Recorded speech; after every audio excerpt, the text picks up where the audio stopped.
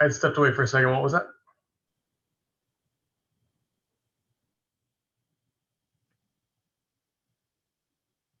He was speaking to Brother Percy. Oh, sorry. Thank you.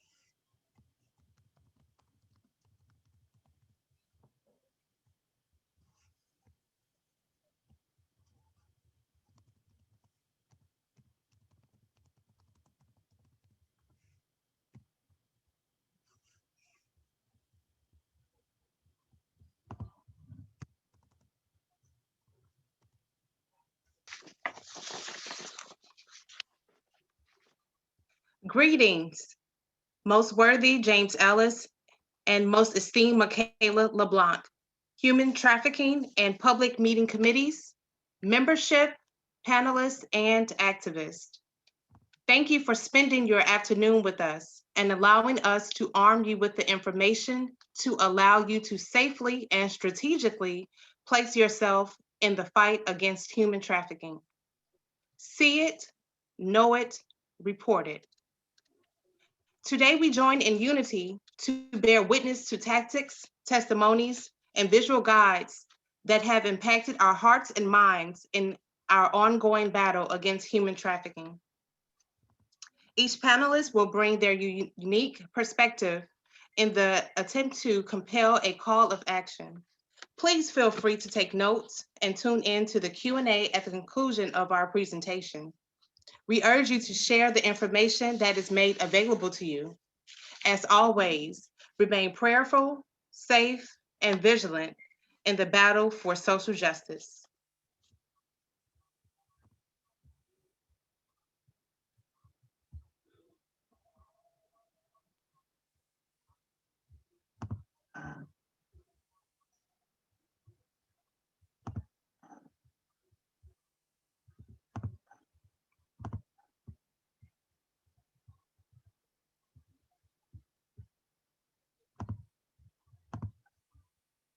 Something happened with the Zoom. Something happened with the Zoom? Oh, I'm sorry. My screen is, I'm sorry, there we go. Okay, first up we have Deacon Albert Anderson, Jr. Deacon Al is a devout parishioner of St. Joseph Catholic Church in Alexandria, Virginia. He is also the current lecturer for Bishop Paul S. Laverde Council number 398 and a member of the Social Justice Subcommittee on Racism. He will lead us in our opening prayer. Thank you so much, my brothers and sisters. Before we begin, let us take just a few seconds to quiet our minds and just place ourselves in the presence of the Lord. In the name of the Father, and of the Son, and of the Holy Spirit, amen. Oh, good and gracious God, we thank you so much for allowing us to come together today in your name to do your work. Please open our hearts and our minds to your wisdom and your grace so that our efforts today will bear much good fruit for your kingdom. Oh God, we didn't see them, but you did. The hundreds and thousands of human beings trafficked each year to join the millions who are trapped in modern day slavery. Under terrible conditions, they work in factories, plow fields, harvest crops. They work in quarries. They fill brothels, clean homes, and haul water. Many are children with tiny fingers for weaving rugs and small shoulders for bearing rifles. Their labor is forced, their bodies beaten, their faces hidden from those who don't really want to see them. But you see them all, God of the poor. You hear their cry, and you answer by opening our eyes and breaking our hearts and loosening our tongues to insist no mas, no more.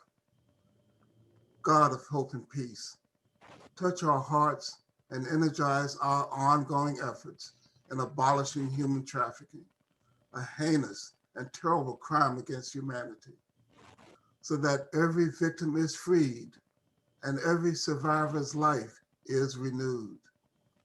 You blessed St. Josephine Bakita of Sudan with compassion for others. May her prayers comfort and strengthen the men, women, and children who are in search of freedom. We ask for transformation of heart for those who inflict pain, anguish, and grief on our vulnerable sisters and brothers. Give us generosity to stand in solidarity with others so that together we will heal the hearts and lives of all your people. Grant this through our Lord Jesus Christ, your Son, who lives and reigns with you and the Holy Spirit, God forever and ever. Amen. In the name of the Father, and of the Son, and of the Holy Spirit. Amen. Thank you, Deacon Al. We have the introduction for our Supreme Lady and our Supreme Knight. Supreme Lady Michaela LeBlanc is our 14th Supreme Lady for the Knights of Peter Claver, Ladies Auxiliary. Most esteemed is a native of Jennings, Louisiana, and is currently residing in Los Angeles, California. Most esteemed has been involved in the Knights of Peter Claver starting as a junior.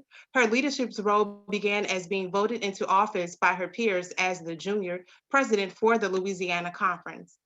As a member of St. Albert the Great, Corps 306, Most esteemed has served our noble order in the capacity of Western States Deputy, initial organizer and recruiter for the 1st International Unit on St. Andrews Island in South Colombia, and various roles of service within our noble order. The combination of services within our noble order and professional experiences has given Most esteemed the vision to identify and materialize the needs of our noble order, build pertinent relationships, implement the use of technology, and remain innovative while integrating the membership. Making the Knights of Peter Claver, Ladies Auxiliary, a premier choice for the Catholic community has since required creativity and technology. Routine virtual initiations are an extension of personal hugs and handshakes.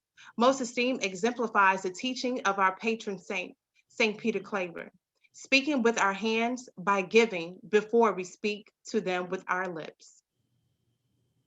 Most worthy James K. Ellis is our current 17th Supreme Knight, also serving as the CEO for the Knights of Peter Claver. Being sworn into office in 2016, Most worthy has tasked not only himself, but the membership to become fully engaged in championing for the disenfranchised. The 5 pillars of social justice became one of the focal points for Most worthy. Human trafficking, the dignity of Black lives, domestic violence, racism, and criminal justice reforms helps to bring awareness and activism among the membership of the Knights of Peter Claver. A member of Council 159 of St. Mary of the Purification in Houston, Texas, Most worthy realized the importance of unity and diligently sought out solutions to satisfy the need. The establishment of the Collegiate Unit 403 in New Orleans, Louisiana, was established, which provided a common thread for students to practice their faith and actively participate as a member of the Knights of Peter Claver. The work continues in efforts to expand to other colleges to form more collegiate units. Most worthy takes the charge to do God's work as an objective to forge relationships between the order and church, fortify bonds with clergy, and work to protect the people who are marginalized in society.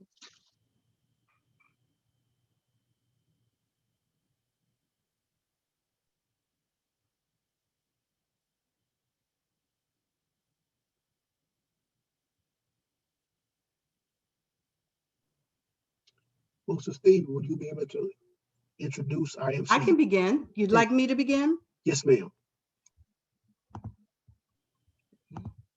Fantastic. 1 second.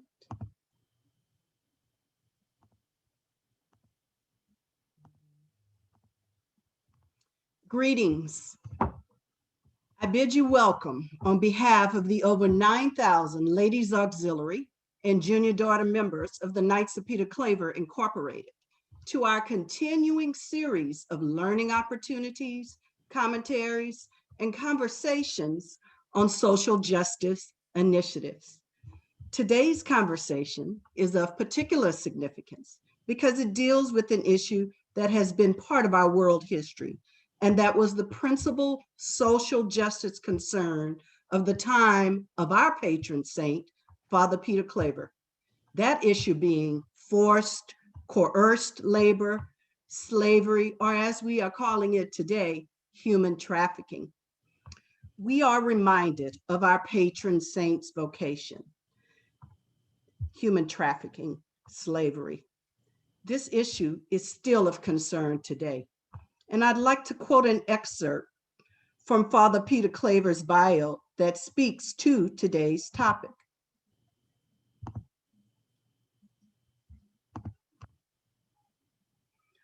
St. Peter Claver's vocation was different.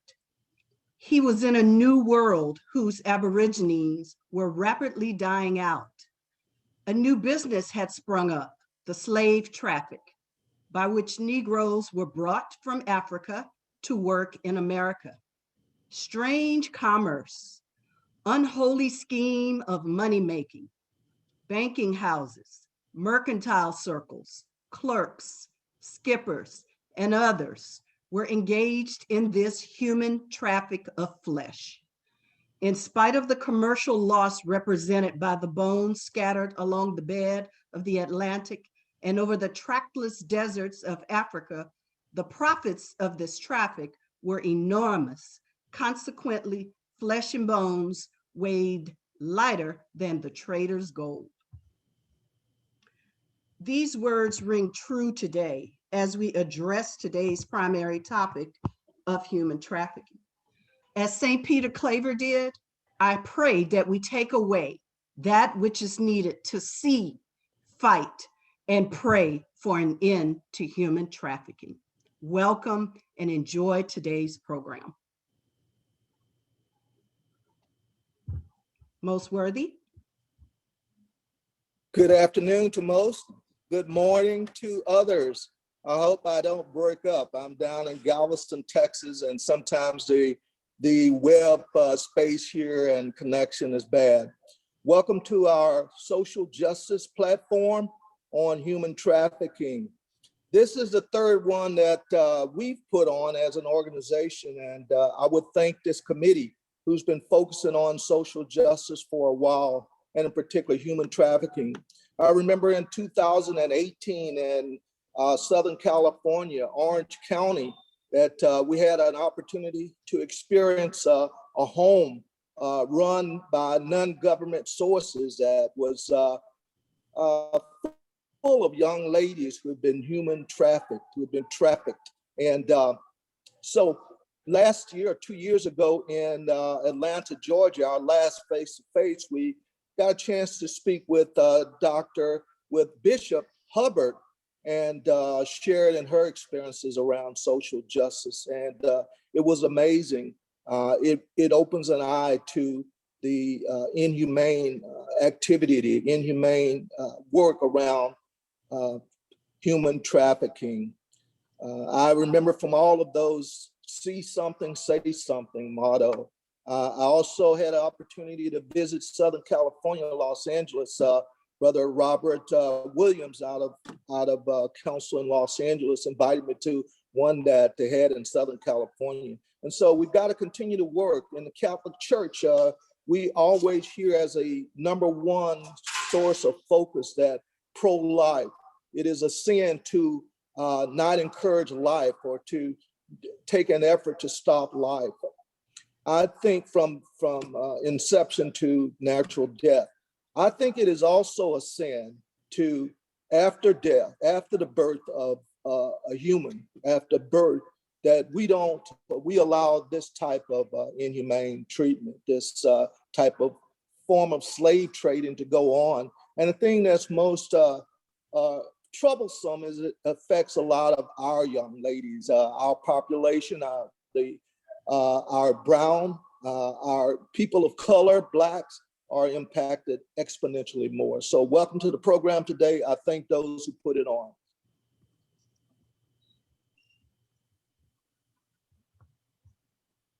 Thank you, Most Worthy. Good morning or good afternoon. I will now introduce Joseph Brooks. Joseph A. Brooks was educated at Xavier University of Louisiana and received a degree in physics and pre-engineering. He went on to the University of New Orleans, where he received a Bachelor's of Science in Electrical Engineering. Shortly thereafter, he was employed by the U.S. Army and currently works as the director of the Special Products and Prototype Division at the Night Vision and Electronics Sensors Directorate. He married Desiree Talton in 1985 and has been blessed with 2 beautiful daughters and 1 granddaughter.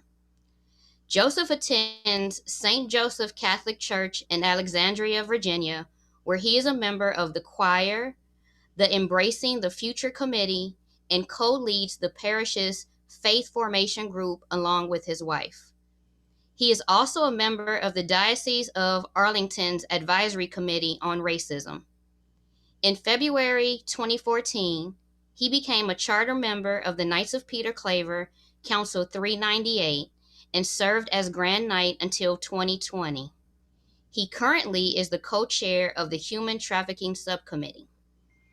Ladies and gentlemen, Brother Joseph Brooks will now explain the purpose and goals of the Knights of Peter Claver Human Trafficking Subcommittee. Good afternoon and good morning to others. The Human Trafficking Subcommittee is one of the 5 committees under our social justice pillar.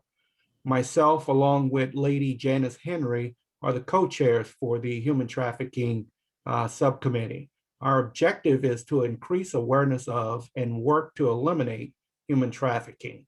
And our mission is to become a beacon of hope, connecting lives through prayer, awareness, and education by partnering with other community organizations to address the dilemma of human trafficking.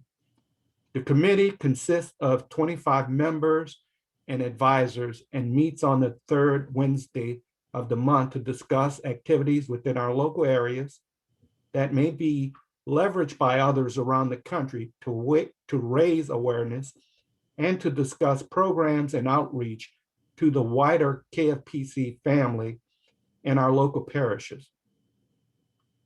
Some of the activities that we have done over the course of our mission is we sent out a calendar to our membership with daily reflections and prayers to end human trafficking and ask that folks pray from 11 January through the 8th of February, with the 11th being National Human Trafficking Awareness Day and the 8th of February being the feast day of Saint Josephine Bakhita, who is the patron saint of human trafficking survivors. We distributed a human trafficking toolkit containing suggestions on how you can celebrate and educate others on National Human Trafficking, National Slavery and Human Trafficking Prevention Month and the annual Day of Prayer. We've held workshops like we're doing here today at our local councils and courts to educate our community. The Knights of Peter Claver Ladies Auxiliary is working together with the National Council of Catholic Women, the Catholic Daughters of Americas, and with the direction from the U.S. Catholic Sisters Against Human Trafficking on an anti-human trafficking project. We've also provided informational flyers, posters for our membership to use to inform, educate the local councils and courts on the position of our organization on human trafficking. We've also published a two-sided informational card with the National Human Trafficking Resources Center toll-free number that one can either call or text for help or information, along with the Knights of Peter Claver Human Trafficking Subcommittee slogan, know it, see it, report it, on one side, and on the other, the Human Trafficking Subcommittee's mission statement and prayer for an end to human trafficking. We've also provided human trafficking form, which can be used by the councils and courts to report their participation in the anti-trafficking project, so that the subcommittee collects that information and uses it to put together an annual report to our organization. Lastly, we put together a PowerPoint presentation on human trafficking information that can be shared with our membership. And we have fostered this program here today and look forward to reaching out to a broader community so that we can educate folks on the scourge of human trafficking and help to eradicate it. Thank you. Most worthy, I think we need to go back and introduce our MCs. I'll start, and Lady Warner jumped in, keeping our program moving, but I want everyone to know who's leading and shepherding our program today. Thank you, Brother Brooks, for that wonderful summary. Lady Warner is one of our co-MCs for today.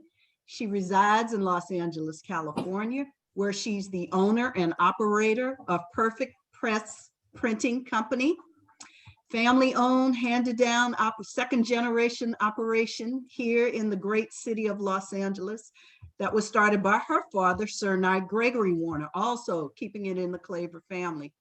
She is very passionate in her fight against human trafficking. She attends Holy Name of Jesus Catholic Church here in Los Angeles, where she serves as a proclaimer of the word and a Eucharistic minister. She's also a member of One LA, which is a network of diverse religious and nonprofit institutions across LA County committed to building relational power and exercising that power to strengthen our communities and bring about a more just society for everyone. Rachel has been a member of the Knights of Peter Claver Ladies Auxiliary since 2013 and a member of Sacred Heart of Jesus Court 121, where she is currently shepherding the next generation of Clavers by serving as the junior daughter counselor. She also currently serves the Western States District of our Noble Order as the Western States District Junior Conference Junior Daughter Directress. She's won the Claver Service Award given by the National Emerging Leaders and is dedicated to the growth and development of youth in our community and in the Knights of Peter Claver. It's my pleasure to introduce our co-MC, Lady Rachel Warner. Most worthy.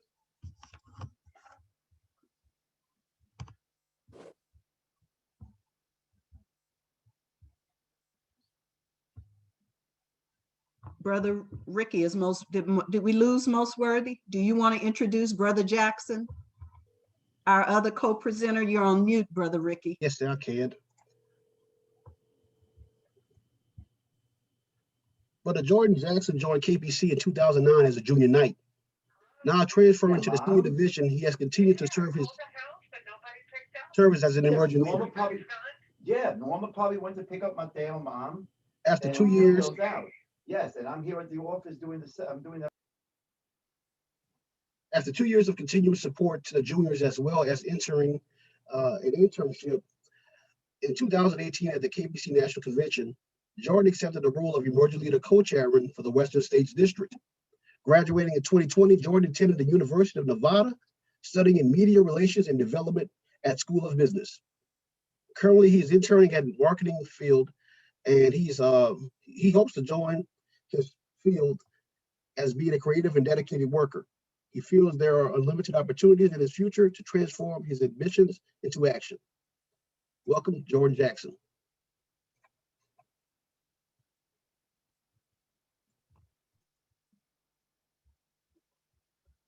I think we're caught up now. Yes. Lady Warner, will you introduce the first speaker?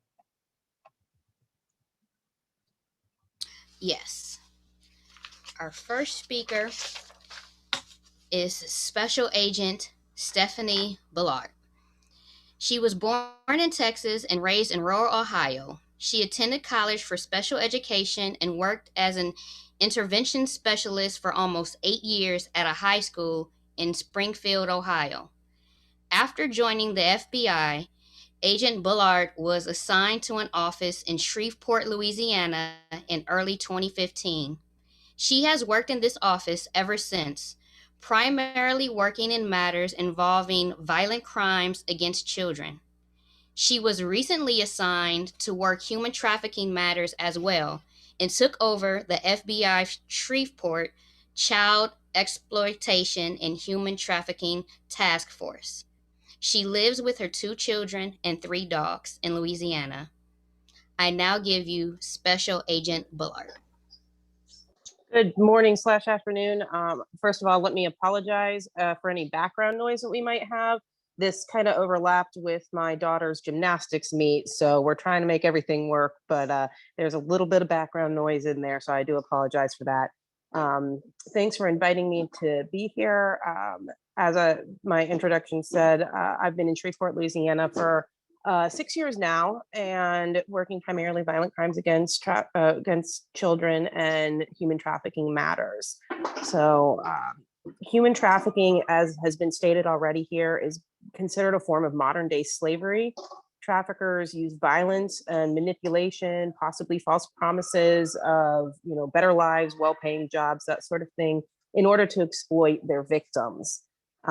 I don't know about any of the listeners here that are participating, but I found that very frequently when I speak to people about human trafficking matters, they have this kind of picture in their mind of what it is. And I blame a lot of that on media and a lot of it on social media, because that's what people think of human trafficking is kind of out there. They imagine like Liam Neeson from the movie Taken, and his daughter gets, forcibly removed from a hotel, and he chases him down and goes to these buildings where girls are chained to beds and stuff, or the social media stories that are out there on Facebook and other apps of people following you in grocery stores or waiting in vans and parking lots and forcibly grabbing people and taking them that way. And while I'm not saying that this sort of thing never happens, that is not what human trafficking primarily looks like. Human trafficking looks more like the 14-year-old girl who's had trouble with her family, has had fights with her mom and been kicked out. She's been living with her grandpa for a while. She's had trouble at school. Maybe she's gotten suspended or expelled. And she meets a guy on a dating website who promises that he's going to love her and take care of her, and convinces her to travel from Texas to Louisiana to live with him so that he can protect her. And within half an hour of her arriving there, she's meeting with a man and being forced to have sex in a car. It looks like a 19-year-old who comes from a rough family, who has a history of drug use, who's gotten in arguments with her family, and this friend that she's been talking to on Facebook offers to take her on a vacation and comes and picks her up and then drives her several states away, where he rents a hotel room and starts requiring her to have sex in order to make money for him.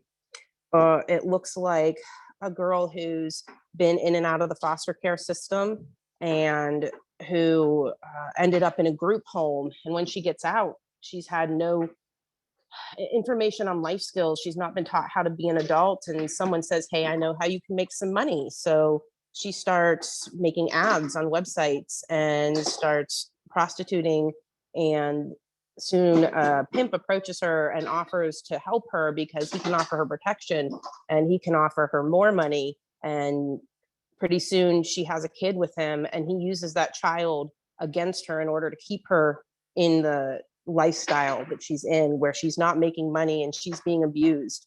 It looks like the kid on a city bus who starts talking with an older girl who tells her she has beautiful hair and offers to do her hair for her, and then slowly grooms her until she comes and introduces her to this man who can help her make money. These are all examples of cases that I have actually seen. I've been working this kind of thing for 6 years now, and I've yet to see or work a case in which someone was forcibly removed and put in a van and driven and tied to a bed and required to do this. But all the time, I see girls who started out from rough family lives, or boys too, and who don't know any other way of life, because they get groomed into this and brought in, and then it's hard for them to get out of the lifestyle.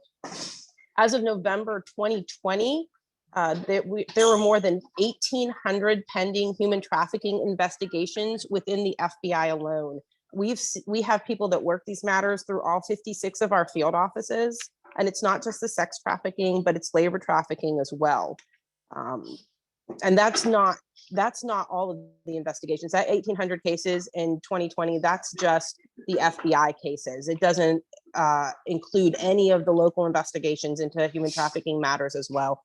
So it is a huge, very prevalent problem that exists everywhere in the United States and other places in the world as well.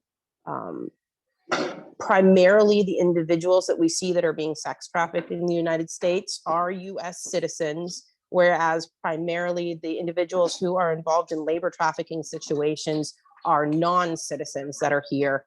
And that looks more like an individual who's brought over on promises of a well-paying job. And when they get here, their money is taken from them, possibly their ID is taken from them, and they're forced into a work situation where they have no possibility but to continue to work for an individual in order to support themselves. They are threatened with deportation. They are threatened with being revealed to local authorities if they are illegal citizens. And so they work in these horrible situations where they can never get out of debt that they owe to their employers, so that they are able to start the free life that they thought they would be getting if they came to the United States. The FBI works with a lot of other agencies in our fight against human trafficking. We have partners with other federal agencies. We have partners with local law enforcement, police departments, sheriff's offices. We also partner with non-government entities. In my area, the Shreveport, Louisiana area, there is a group known as Purchased Not for Sale, and it was founded by an individual named Cassie Hammett, who is a non-governmental entity that is on my FBI task force. Cassie developed this program for individuals who had been involved in the sex industry and wanted a way out. They provide classes, they provide psychological health care for these individuals, they provide medical health care, they provide housing, clothing, and they offer them a way to get out of this lifestyle. Because once someone is involved, at least in sex trafficking, then it's very hard for them to get out of that lifestyle for a number of reasons. So the traffickers don't always use violence. In fact, it almost never starts as violence when people are recruited into human trafficking. It is more psychological. It's more a promise of good things that could happen that will never actually happen, but the individuals who are being recruited don't know that. In some cases, it almost becomes a form of Stockholm Syndrome, where the individuals will have a loyalty to their trafficker because the traffickers are very good at psychological manipulation, and they will get these individuals convinced that they can't live without them because they are responsible for all of their money and their care and their protection. And like I said, it's not restricted to any one specific area. It's all over the United States. We work these cases everywhere. Approximately 90% of our cases, our human trafficking cases on the FBI, are cases that involve sex trafficking, whereas only 10% are those involve labor trafficking. Interestingly enough, it's believed that there are more labor trafficking situations here than there are sex trafficking situations, but it's harder to identify individuals who are involved in labor trafficking situations because they work more behind the scenes, and the work that they're doing is not generally illegal, whereas prostitution is an illegal act. So it's easier for it to come to light when individuals are being prostituted and human trafficked in the sex industry. Whereas the individuals who are being labor trafficked, they're working in restaurants, or they're working in laundry facilities, or they're working in gardening or roofing, and you might have no idea that the individual who's performing these services at a restaurant is not able to get out of that it's not a voluntary job, that they're being forced into it. So while there are a lot of labor trafficking situations going on, we don't always get information about them. Victims in labor trafficking tend to be isolated. A lot of times that they are forced to live the same place that they work. A lot of them, if they're foreign people that are brought over because they want to live in the US, they might not speak English. They don't know how to ask for help. They don't even know that it's possible that they can ask for help, because generally they're being threatened, or their family is being threatened if they try to get help as well. As I said, we work well with our locals. The Shreveport FBI has had a human trafficking task force for many years now, well before I came into the FBI, and we partner with our locals and other federal agencies.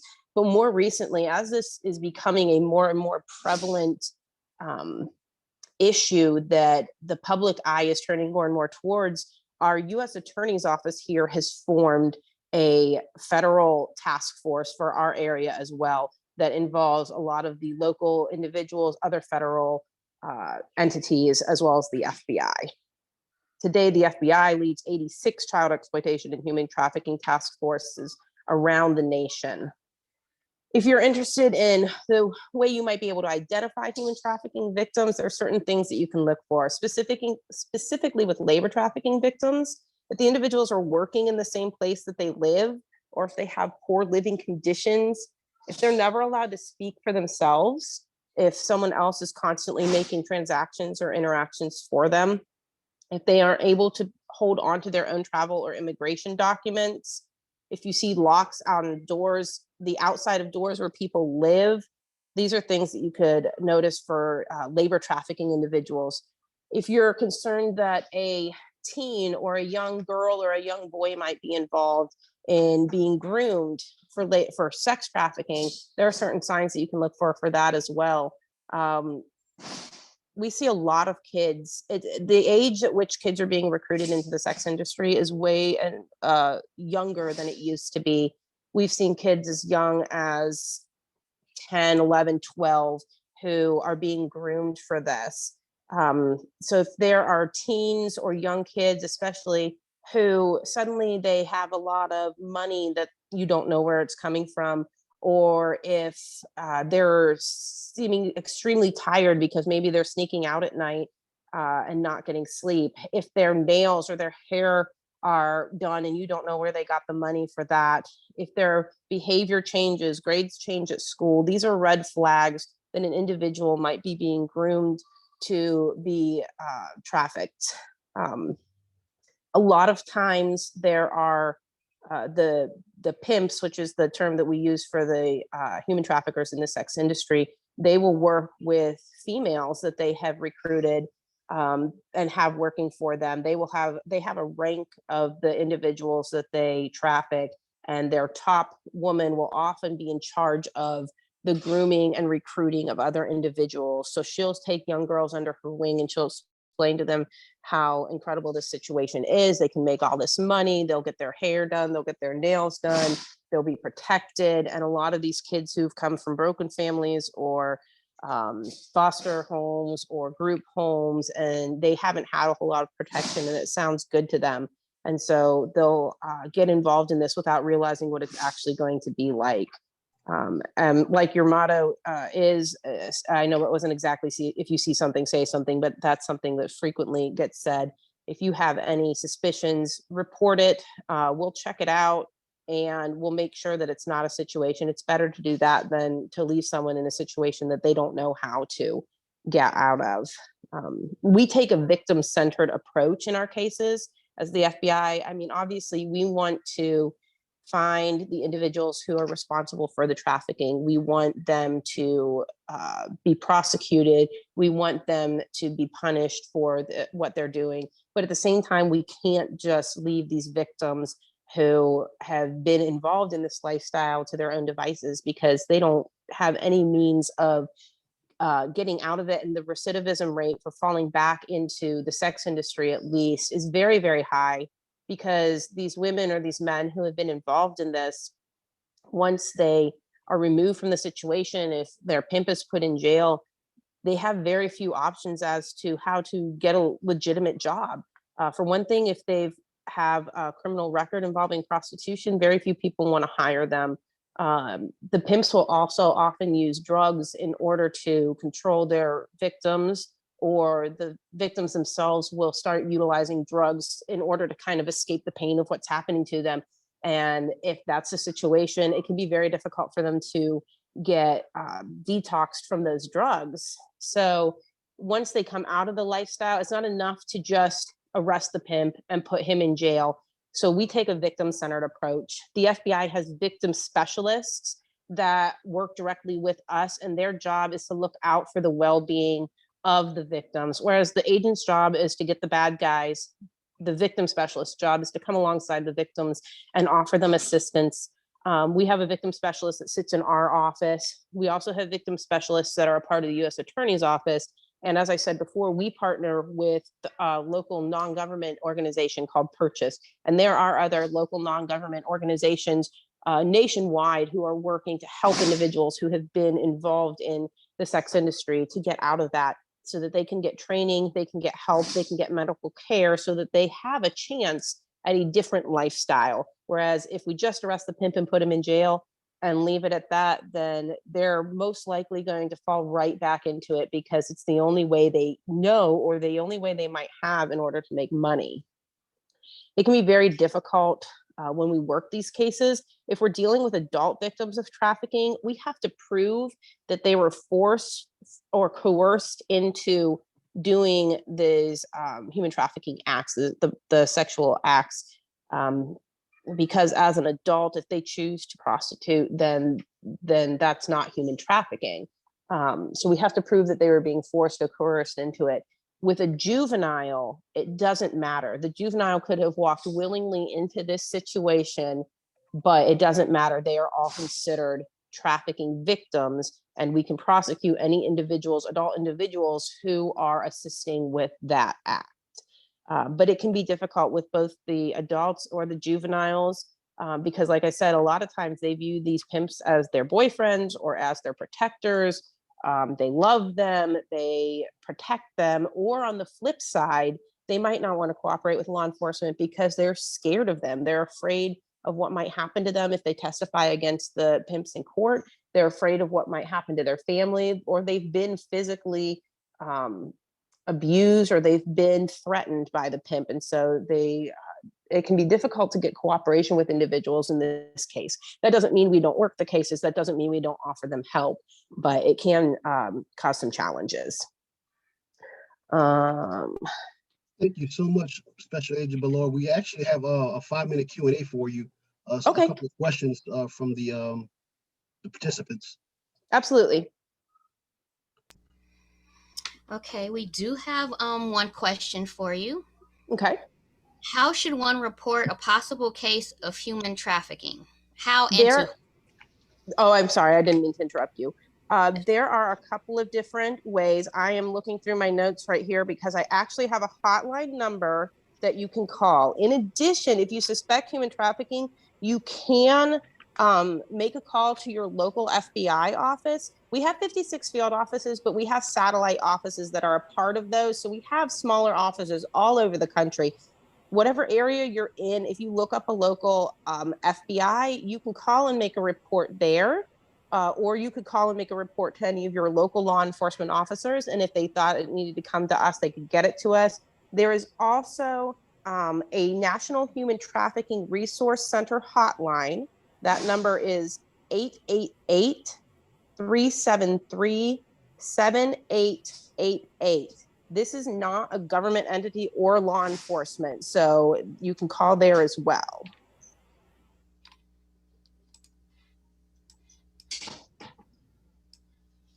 Thank you. I also have another one. Let's see. With age of victim, is a minor victim 17 or less? Or does it depend on the state? Federally, a minor is 18 or is under 18. If they are under 18, they are federally considered to be a juvenile, regardless of what the state laws are. Because I know in certain states, I believe Texas, state-wise, they consider 17 to be an adult, but federally, it's under 18. Okay.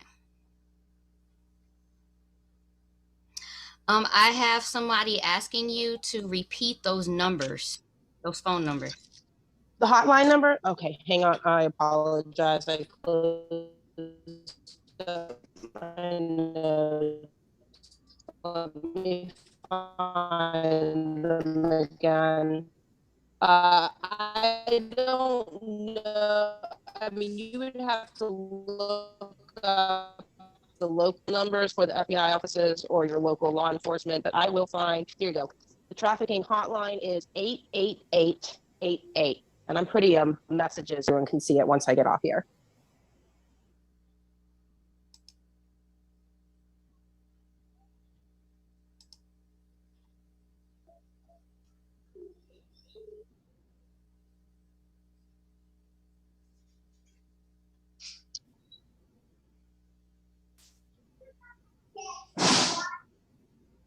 And Rachel, I think there's one other question from Andrea Dean. Did you see that question? Yes.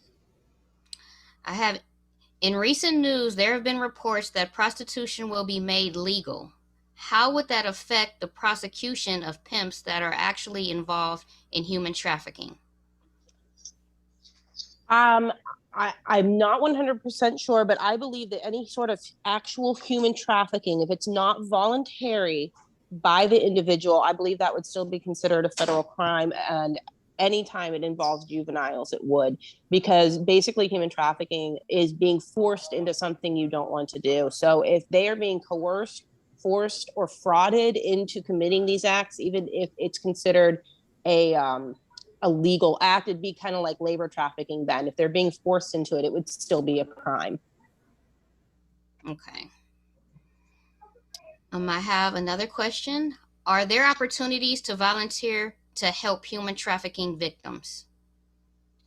I know personally our non-governmental entity that we work with, Purchase Not for Sale, they're looking for volunteers all the time. So what I would recommend you do, because I know we've got people from all over the country, is get on the internet, look around, see if you have a local center that is working to help people who've been involved in this, and ask them for volunteer opportunities. Thank you. Another question, how is law enforcement reducing racial bias when it comes to sex trafficking? Many pimps feel it's easier to traffic a Black girl because no one looks for Black girls. I haven't seen that has been the case. We have a number of different individuals. I would say the number of girls that we and men that we have helped in this in our office has been about equal between Blacks and whites.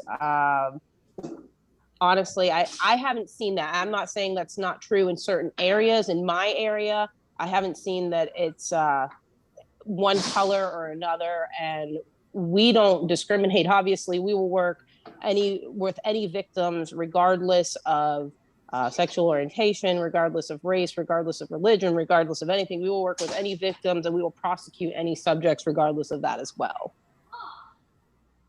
Awesome. Thank you so much, Special Agent. The other questions that have not been answered, we'll get to at the end.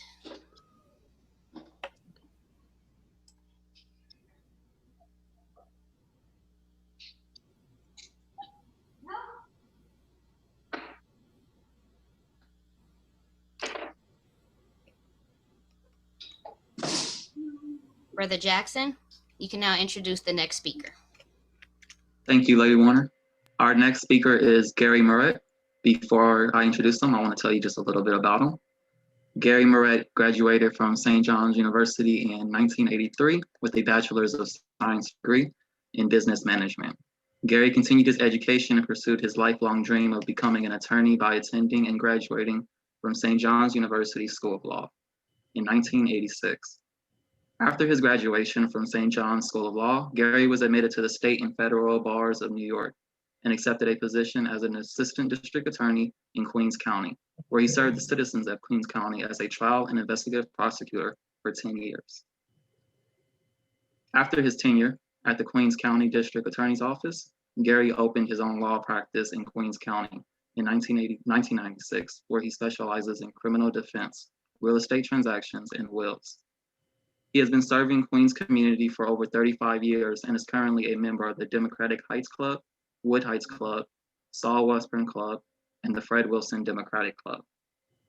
Gary is also a member of the Grievance Committee for the 2nd, 11th, and 13th Judicial Districts of the Appellate Division's 2nd Department. Gary continues to remain active in the Queens and Latino communities. He is one of the founding members of the Latino Lawyers Association of Queens County, a past vice president and treasurer, and now serves as the board of members. In 2013, he was bestowed the Latino Lawyer of the Year Award. In 2019, he received from the community Del Defeste de Hacienda, the El Puente Award, for his support and work with the Hispanic American community. I apologize if I mispronounced that. Gary is a past Grand Knight of the Knights of Columbus, Council 309, and has been in the member service of the community for 21 years. He is an active Queens County Bar Association and is the Dean of Academy of Law, co-chair in Criminal Court Committee, and a past member of the Board of Managers. I would like to present to you guys Gary Moret. Good afternoon, everyone. Good afternoon. And I bid you welcome from New York City, where the weather is not as great as Los Angeles, but it's sunny and not snowing. Basically, Special Agent Bellard stole a lot of my thunder in her presentation, and I sat like the kid in class who's supposed to go after the brightest kid in class with a presentation. However, I'm very sorry. It's okay. It's okay. I've been on both sides as a prosecutor and defense attorney. So I was thinking of how to start this. And I was thinking, what is human trafficking and modern slavery? We all know it's against the law. We all know it's a crime. But, you know, I was thinking about what we just endured as a country, as a population, as a world over the last year, COVID-19. And I said, you know what? The bubonic plague, typhoid Mary, Ebola, COVID-19 are diseases that do not discriminate. That is what, in my opinion, human trafficking and modern slavery is. It's a disease. It's a disease to a point because somehow we as people have to find a cure for this because it affects everyone. As was brought out by Special Agent Bellard, it affects not only minorities, children, women, men. It doesn't stop. And she gave all the definitions of what it is.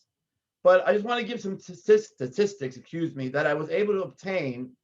And it's striking. 24.9 million people are victims of forced labor. 16 million people are trafficked for forced labor in the private economy.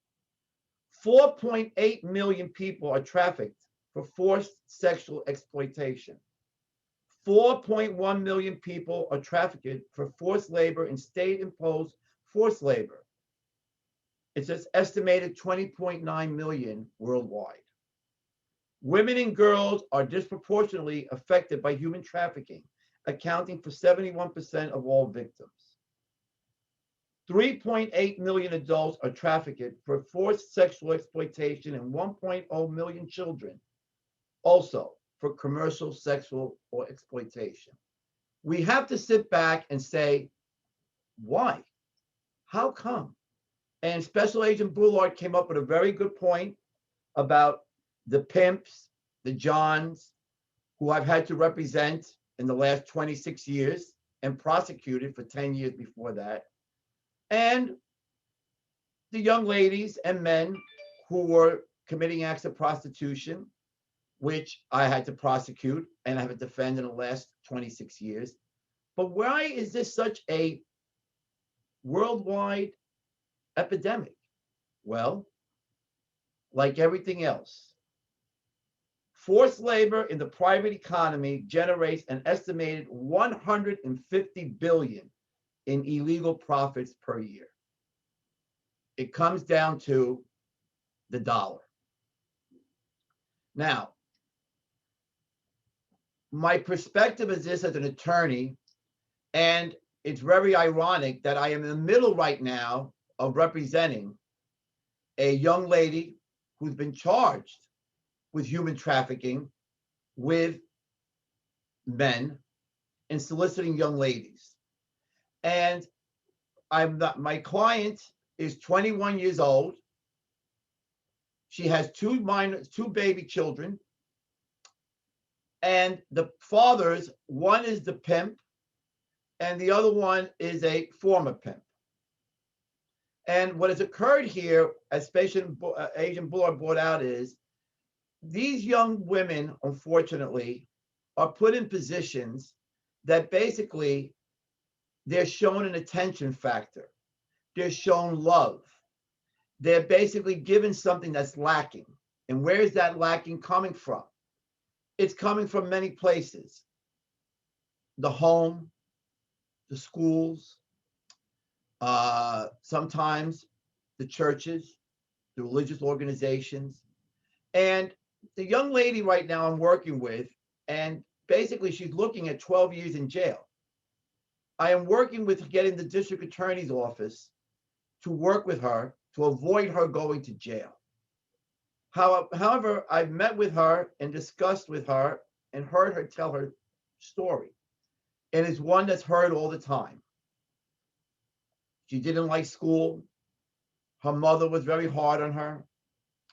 She went out, met this guy, showed her some love and attention, and unfortunately got pregnant. We have to do a better job with our youth. We have to do a better job in basically teaching them. And it's become very hard. I'm a parent. I have two children, two boys, 22 and 17. And it's a different world than it was when I was their age, completely different. What can I tell people? It's very hard. The cases I get when it's not minors prostituting themselves, I deal with, and I've dealt with a lot of the Asian women coming from across the sea who are basically told as basic, and I'm not going to reiterate it, that they're going to be paid better wages and they're going to work in a beauty salon, and it's usually a manicurist, or giving massages, which unfortunately are illegal here in New York. Well, it's the law. You have to have a license, and that results in further activities. We have to, what is happening is that finally, our government, our prosecutor offices, our U.S. attorneys, our district attorneys, even our police departments are now recognizing that the women, because it's a lot more women than men, they are the victims. That's the biggest problem. They're the victims of this disease. And what we're trying to do is trying to break them out of that environment, give them an alternative. And here in New York, the courts have undertaken, we call it in New York, the prostitution part, because these ladies who have been basically prostituting themselves, who basically were lured, lied to, and they're given resources. They're given somewhere to go live. They're given an opportunity to learn the language. I'm dealing with the foreigners. People have come here. They're not going to be deported because they arrived here illegally. They have services provided to them to obtain their visas to stay here, to become possible lawful permanent residents and not have to be victims of human slavery. As to our youth, yes, I heard the questions. I've been dealing in criminal law for 36 years on both sides, and I have to be perfectly honest. 90% of the clientele that I've dealt with are young African-American girls, young ladies. That's just the way it is, okay? And the only thing I can say is that basically, when I meet with them and I get them as a client, I try to find out some background, and they always say the same thing. I had to leave my mother's house. I had to leave my father's house. And I would say, why is that? Well, too many restrictions. I was told I have to do A, B, and C. And in the end, I always ask them the same question. Well, are you sorry you left? 9 out of 10 times, the answer is yes. Because the grass is not greener always on the other side. And we have to work. Sometimes it takes parents, and I saw all the indicators, and the indicators come up as Special Agent Bellard, good look, better looking hair, makeup, leaving the house at night, okay? Not knowing, well, it works both sides. I even tell the parents, well, when you see this, don't you confront the child? Don't you say, where are you going? And we have issues with that. Unfortunately, I speak as a defense attorney and as an attorney. The law sometimes doesn't protect the parent to allow the parent to be a parent to the child. Okay? The law basically tells the parent you can't discipline your child. You can't turn around and deny your child access to the street. If the child's missing, you have to wait 24 hours before the child's considered a missing child. There are a lot of impediments. However, as I've always said, you have to find a cure. You have to find a solution. And what's happening now is, other than, I could say honestly, 26 years ago, 27 years ago, when I was a prosecutor, our society has become one that's recognized that prostitution, loitering for the purpose of prostitution, is not a victimless crime. It is a victim crime. The victim are the women, the children, the young men who are basically put in this position. And we as a society have to provide them resources of where to go.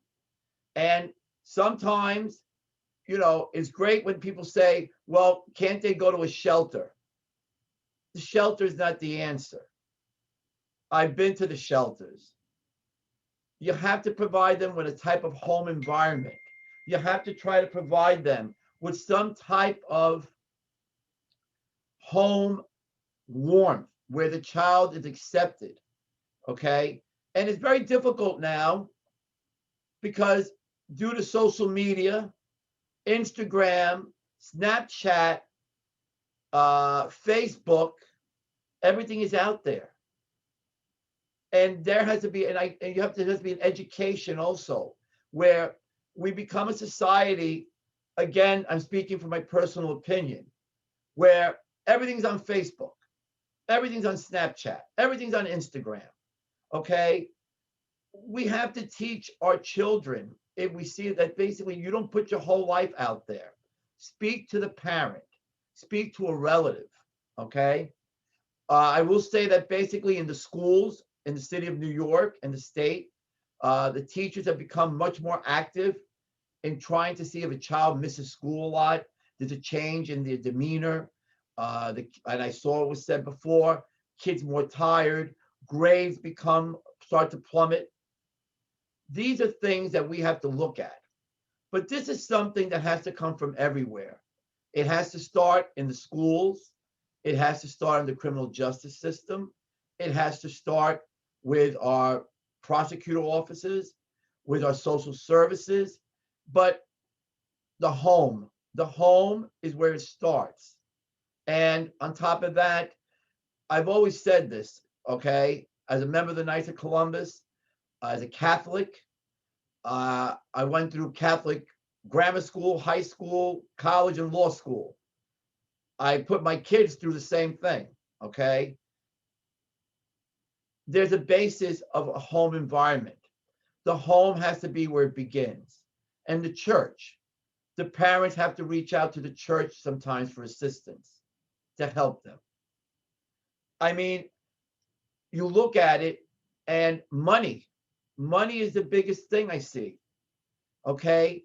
Many have turned around and said, should we legalize prostitution? Should we legalize it? I can't tell you an answer for that, and that's going to be one of the questions coming up. In New York, the legal age is 18.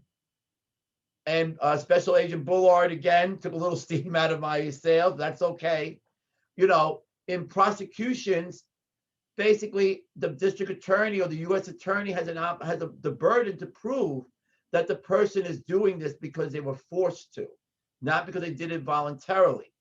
New York now, in Queens, basically is decriminalizing loitering for the purpose of the prostitution. So basically, girls, young ladies, young men, whatever, who are on the streets basically selling themselves for money, they're going to make that not a crime any longer. It goes two ways. It's a double-edged sword. One, basically, these young ladies and men and women and young men are not being put through the criminal justice system. They're not being put through central booking. They're not given a potential criminal record. However, is it the right thing to allow it to continue? That's a question that basically hasn't been answered. And no one really wants to answer it. I saw something that was brought up, again, Agent Bellard brought it up about the pimps, and they're the ones, even though I represent them at times, and that's part of my job, and I prosecuted them, they're the ones, the prostitution, slavery, and I'm dealing from sexual exploitation, okay? The snake's head has to be cut off to basically avoid the snake from biting somebody. You have to stop, and you have to not decriminalize what they're doing. And they have to be, and I can't believe I'm saying this as a criminal defense attorney, but I have to be honest. They have to be held, and they must be punished more than the victims are. Because that's where it begins and that's where it ends. Because if they're allowed to operate with impunity, this disease will not be cured. And I'm in the process right now of looking for a place to put my client when she gets released, because I'm working on getting her released, to put her in a home environment. And it's very difficult to find her someplace that she's going to go live. They can't hold her prisoner there, and she has to consent. She's 23 years old, 21, 23 years old. No one can force her to stay there. No one can stop her from going back home, except that she may go to jail. But the place where she's going, that's why the biggest thing is happening now in our jails is that there are programs there for these young women. It's called the Women's Empowerment Association. I just got off the phone with a young lady from that association yesterday, and they're providing services for these young ladies to get out.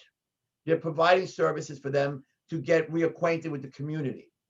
That is what's going to happen. The profit has to be taken away, because if not, this will continue. Eric, Brother Ricky, did I use my 15 minutes? right on time. Right on time. Wow. Okay, great. And that's where I'll end for now, and I'll wait for any questions if anyone has any. Okay. Brother Jackson? Yes, we do have a couple of questions. First one up is, what legal rights would a young woman have to get out of a trafficking scenario? Will they be shown mercy with the courts? Well, what legal right? Well, the first thing is, if they're arrested, they have the legal right to have an attorney represent them. The courts basically are not in a position to show mercy. That has to come from the attorney working out something with the district attorney's office. People have to understand it's not like TV. The court will basically say, what is the district attorney's office position on this? What is being worked out with the defense attorney?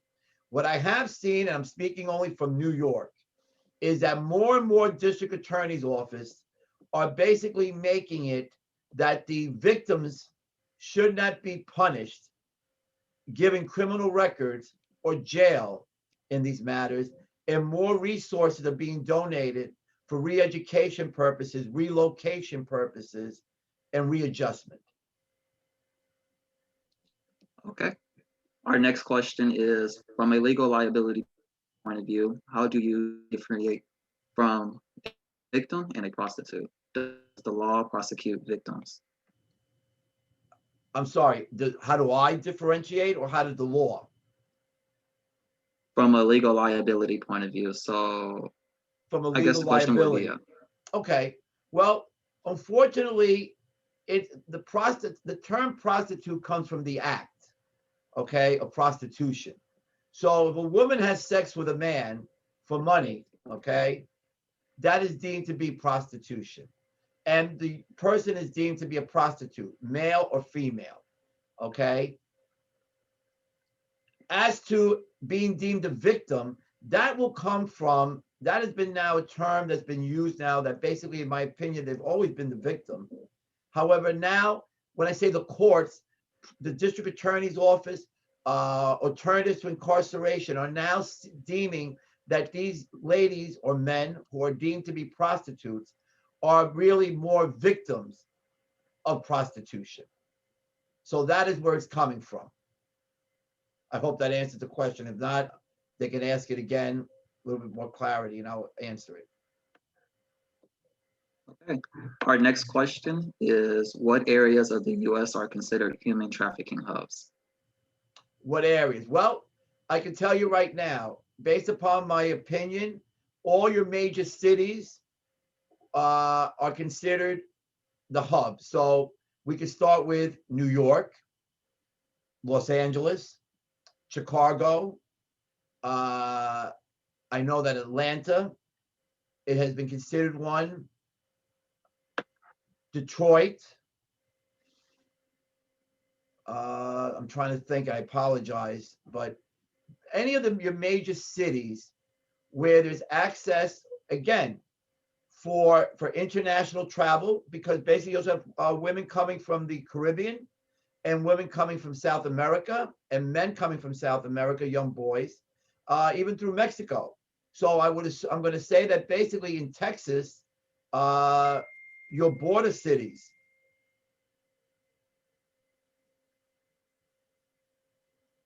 Okay, our next question is, can you explain the link, if any, between human trafficking and the pornographic industry?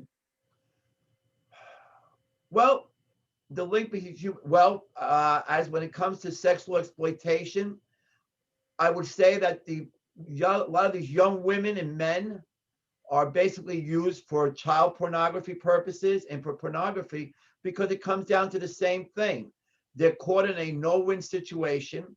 They feel they're trapped. They feel they're going to be beaten. And also, I'm going to go back again. The lure is that we're dealing with back, and this is maybe a year ago, we're dealing with a 150 billion plus industry.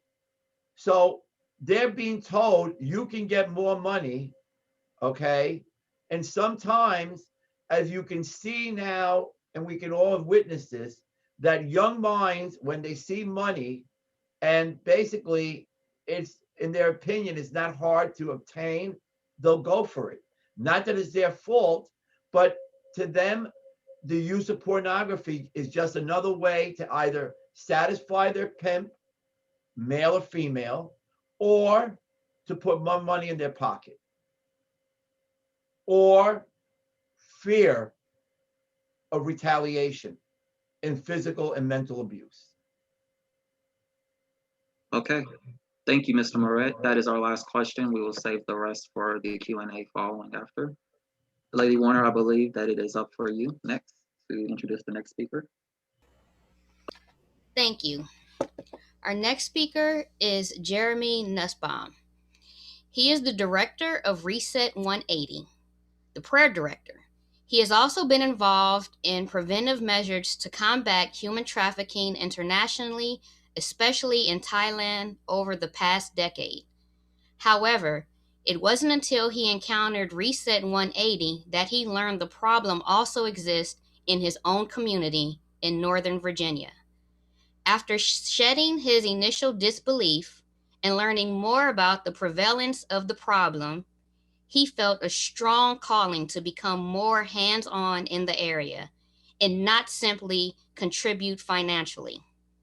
As Dr. Martin Luther King Jr. stated, injustice anywhere is a threat to justice everywhere. There are dozens of people trapped by human trafficking right here locally, and we can do something about it. Jeremy is excited to work with Reset 180 to help fight human trafficking through awareness, education, prayer, and prevention. Ladies and gentlemen, I give you Jeremy Nussbaum. All right, thank you for that. I appreciate the introduction. I'm going to go ahead and try to share my screen here and see if everyone can see the presentation. So let me know if that looks good right there. And I'll go ahead and roll forward with this. So thank you for having me here. Reset 180 is a nonprofit organization based in Northern Virginia. We're not limited to Northern Virginia, but we do work to prevent, disrupt, and restore the victims of human trafficking. I'll move forward and talk through some of the things that our esteemed speakers already have gone through in some good detail, like what is human trafficking, where does it take place, who does it, who's vulnerable, and then how can we help? So we've heard this phrase a couple times, right? Modern day slavery used for human trafficking. And that's definitely the right way to look at it. We also heard the definition, the federal definition, which is if a victim is coerced through either force, fraud, or coercion, right? If they're told that they have to perform a sexual act, or if it's a commercial sexual act and the person is under 18, right? So even if they're not forced, even if they did it voluntarily, if they're under 18, if they're a minor, and they perform a commercial sexual act, then that's considered sex trafficking as well.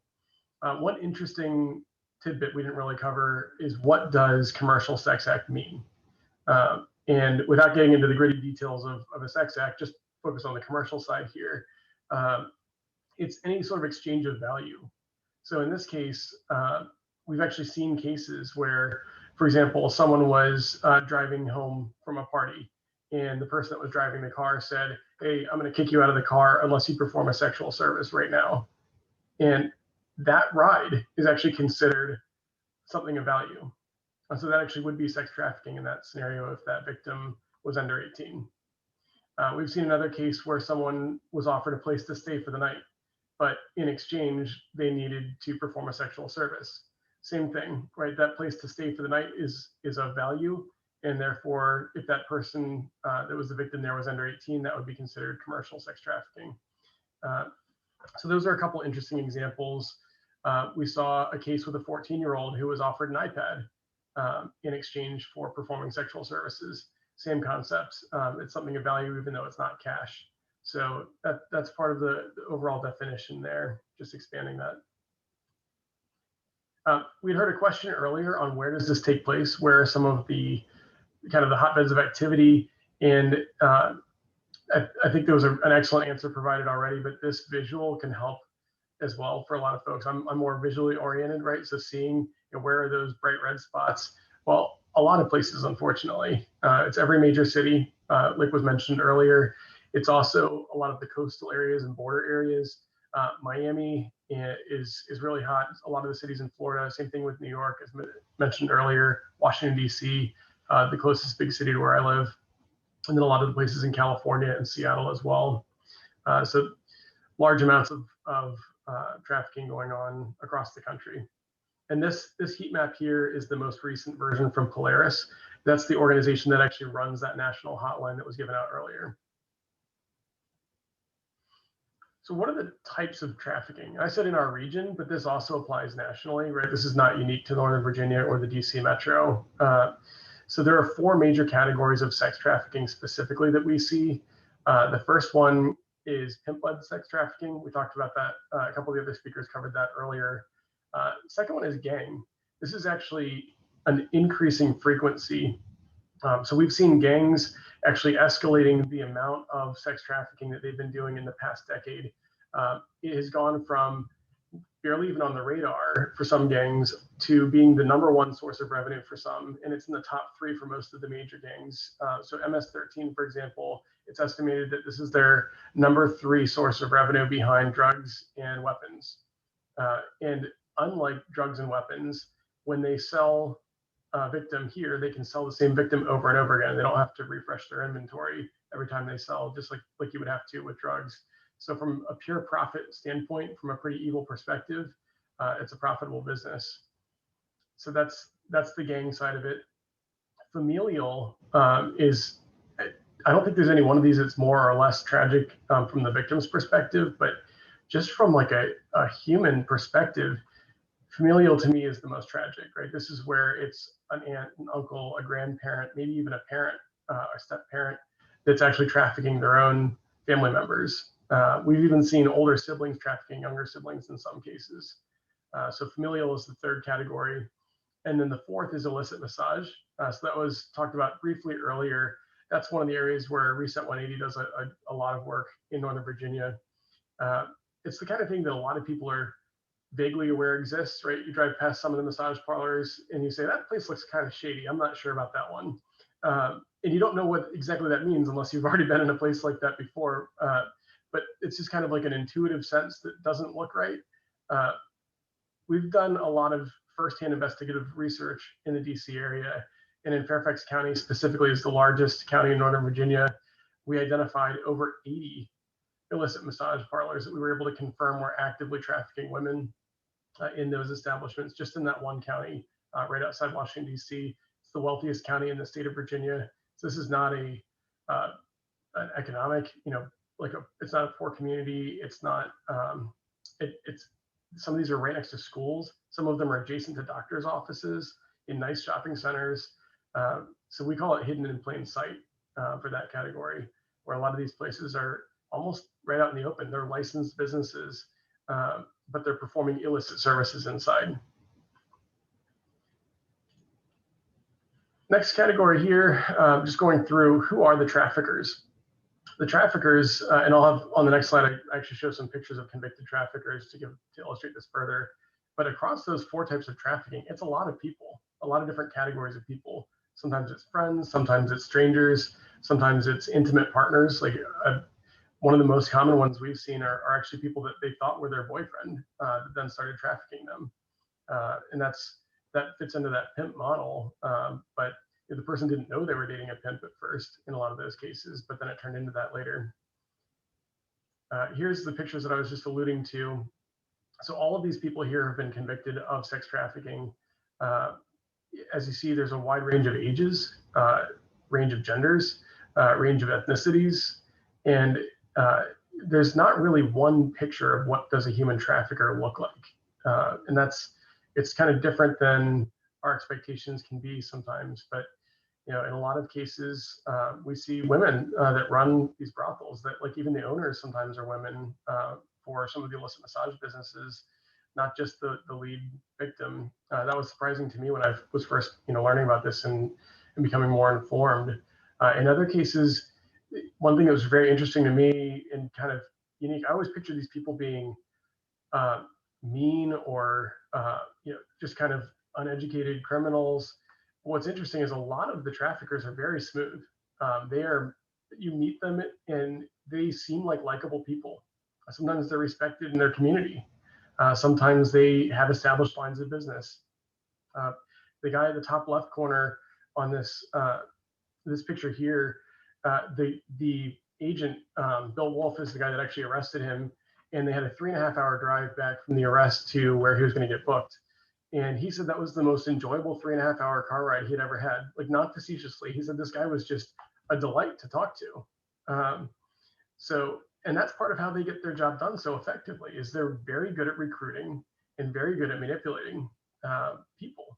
And when you become a master manipulator, then it's easy to keep the victims thinking that they actually even want to do this, which is what the special agent talked about earlier. Right? There's a lot of these traffickers are masters of manipulation. Homelessness is another big factor that I hadn't really heard mentioned earlier yet. This is an interesting stat from the National Center for Missing and Exploited Children that there were 20 of the 23,500 runaways that year alone, 1 in 6 became victims of child sex trafficking. So we've also seen the stat on the left side here, within 48 hours of running away, 1 in 3 adolescents will be solicited for commercial sex. So they don't always say yes, right? This is not the number of victims, but that's how many are solicited within 48 hours. There are some other stats. We have tons of detailed information on this, but one of them, people get very worried when they see this slide, right? I've had a lot of parents come up to me afterward crying, thinking that because their kid ran away that they became involved in sex trafficking. And while it's possible, these are typically people that have run away more than once. And what we see is there's a huge jump in the percentage of people that become trafficking victims if they run away 3 or more times. So if your kids run out once and stayed over at a friend's house one time, they're probably going to be okay, right? If they disappear for periods of time and you don't know where they were, and it happens on a frequent basis, that's a huge red flag. So just be aware of the different risk factors and what those profiles look like. Targeted vulnerabilities. The special agent from the FBI earlier talked about some of these as well. So these are some of the things we see: people with low self-esteem, with access to the internet or social media, if they're out hanging out with friends without an adult supervising them at all, or without a caretaker. Sometimes they're responding to job listings, right? It could be modeling, could be for what they thought is legitimate massage. Others are people with health issues, especially mental health. So someone with PTSD or anxiety. Others are from negative pop culture messages, right? We see the hypersexualization of our children in pop culture, whether it's in music or in movies or TV shows. That's been a trend for decades. And as that message sinks in culturally, that can have an impact on our kids. And their boundaries are different than they used to be. So their perception of what is healthy behavior in interaction with someone else is different than it used to be. So that's something that's a factor as well. This is also a really common question. Right when the special agent was talking about the fact that in her whole career, she's not run across anyone chained to a bed. When we share stats like that, our data shows exactly what she was saying as well, right? That's just not what trafficking typically looks like. So then the most common question from people is, well, why don't they just leave then? If they're not locked up and they're being forced to do these terrible things, why don't they just leave? Because oftentimes we can't put ourselves in that situation and even imagine why you would stay. Shame and guilt, I think, are 2 of the biggest factors there for a lot of people. For the ones that don't really want to stay, right? They're not fully deluded into thinking that it's good. They know that something's wrong about it. Then, a lot of times they don't know where else to go. They don't have people that love them that they trust. or they don't trust the local law enforcement because they've been told that the cops are owned by their pimp, or they've been told that if they're, especially first generation immigrants or undocumented immigrants, are told that they'll be deported if they report something. So even if those things aren't true, they believe them. They really don't know any better. We had one local illicit massage business where the owner of it actually met with us and shared some of their tactics with us because they were that brazen that they didn't even care if we knew. They told us that they had, the sensors on traffic lights, right? That tell if you're approaching an intersection, it changes from red to green. They told all of the victims in their business that those were actually cameras that they controlled, and they had a feed from all those cameras so they could see if you ever ran away, and they'd know exactly where you are. So their victims didn't know any better, but it was a believable lie that they told them to control them.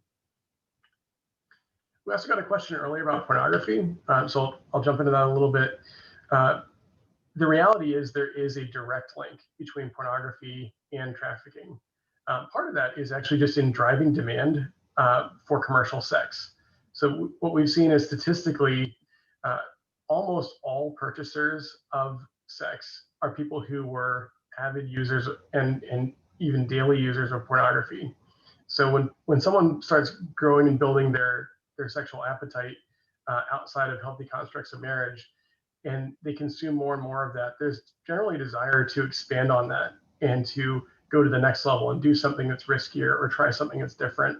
And that behavior usually will result in purchasing sex at some point in time, and then purchasing deviant forms of sex. And I'm not going to get into any more graphic detail than that, but that's typically one of the connections we see, in addition to what was already shared by the attorney previous to me, when he was talking about the link between just this multi-billion-dollar business of pornography and the multi-billion-dollar business of human trafficking.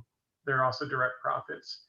There's also this perception that it's a victimless crime, right? That you're not hurting anyone by looking at a screen.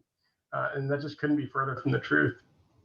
More than half of trafficking victims were forced to perform and participate in the filming of pornography. So what we like to say is you don't know what's happening on the other side of the camera, right? You don't know what the rest of the room looks like. So you might think it's a victimless crime or that it's just a person performing, but you don't know who's forcing them to do that or what the threats were that were made.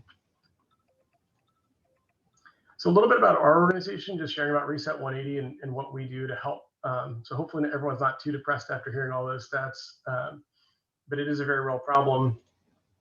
The first thing we try to do is prevent human trafficking, right? And the way we do that is by empowering our communities, by educating them, by spreading awareness around that, by working with law enforcement and local municipalities to make sure that we have effective regulations in place. For example, on the massage side of the house, just making regulations on access and on fire code, for example, and some of those have actually shut down a lot of the illicit massage parlors in our area. We've also worked to change the definitions, the legal definitions of prostitution in some places. Before, in a couple of the counties in Northern Virginia, they literally couldn't do anything about it because some of the illicit massage acts weren't covered as prostitution. So now, by expanding that definition to include a lot of the things that happen in these massage parlors, law enforcement actually has the ability to go investigate and raid those places and shut them down. Another one here is disrupt.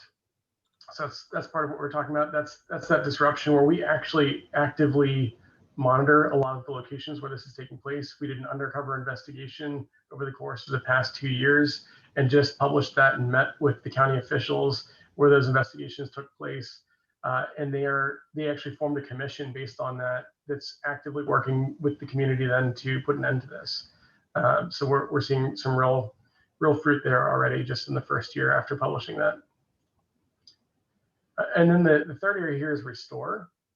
And that's what I like to call the heart and soul of what we do, because that's where we actually work with these victims. We call it our survivor services team, because we don't want our survivors to think of themselves as victims, right? We want them, even though we know they have been victimized, we want them to have a survivor mentality and learn and grow and have a future vision for the rest of their life moving forward after that. So we work with everything from vocational skills to healthcare to providing a place to live, help them with childcare if they have children, And our goal is to have a long-term housing program as well. We have short-term shelter right now.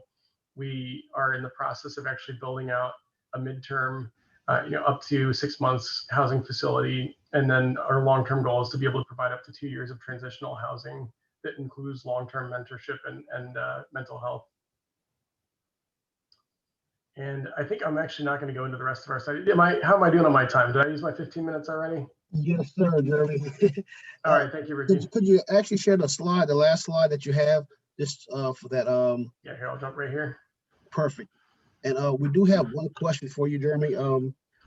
Rachel? Yes. How do these agencies work with the Catholic program, Virtuous Protecting God's Children? So I'll speak from Reset 180's side. We partner with a number of different organizations locally with the church, with local other nonprofits, other NGOs, and with local law enforcement and local government, as well as the federal and state level. So if someone wants to help fight human trafficking, we'll work with them. That's kind of my high level answer. I don't have a more specific answer on different Catholic organizations beyond that, though. Thank you.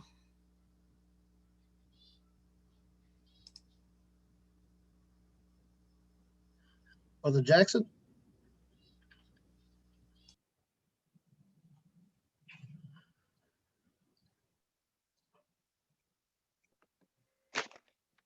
Thank you.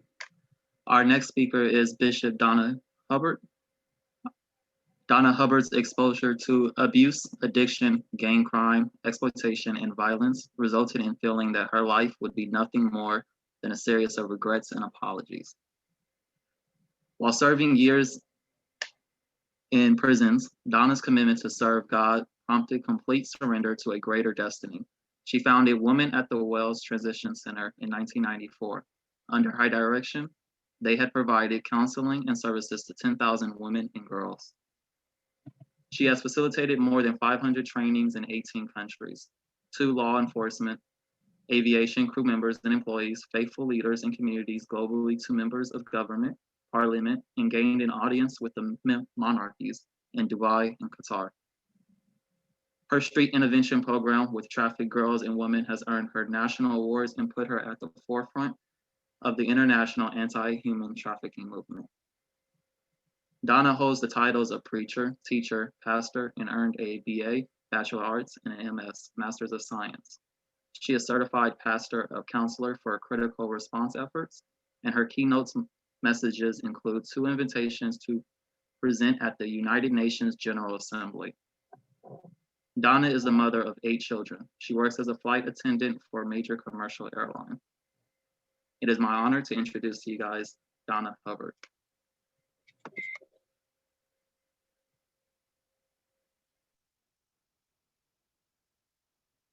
Oh, Master Bishop Hubbard, you're muted.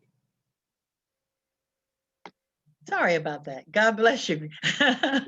First let me say thanks be to God who always causes us to triumph. And I am so grateful to the Knights of Peter Claver for once again reaching out to me and talking about this issue of human trafficking and providing education and information to their constituents as well as to the general public. I think it is critical to understand that when a religious body is actually acknowledging a tragedy, a condition in humankind this way, where they are actually educating, informing, and exposing it, we have to take note, because it means that it's more than just a political issue. It's more than a social issue. It is a human rights issue. I'm very appreciative of the Knights of Peter Claver for all the support that they've given me over these few years, and for all of the distinguished presenters that I'm on the panel with today. I want to say thank you for all your information, for stepping on all my toes and robbing me of all my information. Just joking, guys, just joking. But we know we're going to hear a lot of repetition. But I think that there's one thing that's really interesting, because when Brother Ricky called me and asked me about this, it wasn't to me just an opportunity to talk about human trafficking, because now it is a dialogue, it is a discussion. But even more important, I'm going to get a chance today to talk about something that has barely been touched on and is actually a critical element in human trafficking. But I want to talk about it today. So you'll see it in the slides, and I want to get started. A couple of things that we'll cover have already been covered already, but I want to go into a little bit of depth about it because of my experience. I have to thank my bishop, Bishop Quintard Caldwell. I'm grateful to him for supporting the work that I've done and the work that we are doing around human trafficking. So we've already talked about human trafficking is modern day slavery, and we know that to be a fact. Much of the information and the statistics that you'll hear me talk about come from our 2019 Trafficking in Persons report. You see how thick this is? This is the State Department's 2019 Trafficking in Persons report. The 2020 report, because of COVID, was not completed. So we hope to get that out. We hope to have that actually in our hands. But we can go to the first slide if you would, please. So, wow. So human trafficking is has already been defined as recruiting, transporting, transferring, harboring a person. So there's three elements to human trafficking: force, fraud, and coercion. And we see force being kidnapping and people being drugged. Yes, I understand that we don't see a lot of kidnapping, but it doesn't mean that they were not forcefully taken. Some people were forcefully taken. Some people bought the lie. They answer that ad that says no experience necessary, all expenses paid. Who doesn't answer that when you're young and desperate? You don't even have to be young. You can just be desperate. Desperate people make desperate decisions, and it makes them very vulnerable. And then coercion, which are threats and intimidation for the purpose of exploitation. One of the things we have to realize is that in some countries, trafficking has become culturally acceptable, where a member of the family is traded for a debt that may be owed by that family. But it's not just that's not just something that happens overseas. It happens here in the United States, especially in some of our urban cities, where a person owes a debt to a drug dealer, and the child, the teenager, may be forced to work on behalf of their parent, or the parent may be forced to work that debt off.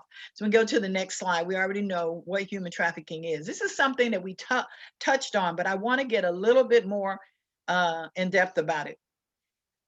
The new face of terrorism. What is the new face of terrorism?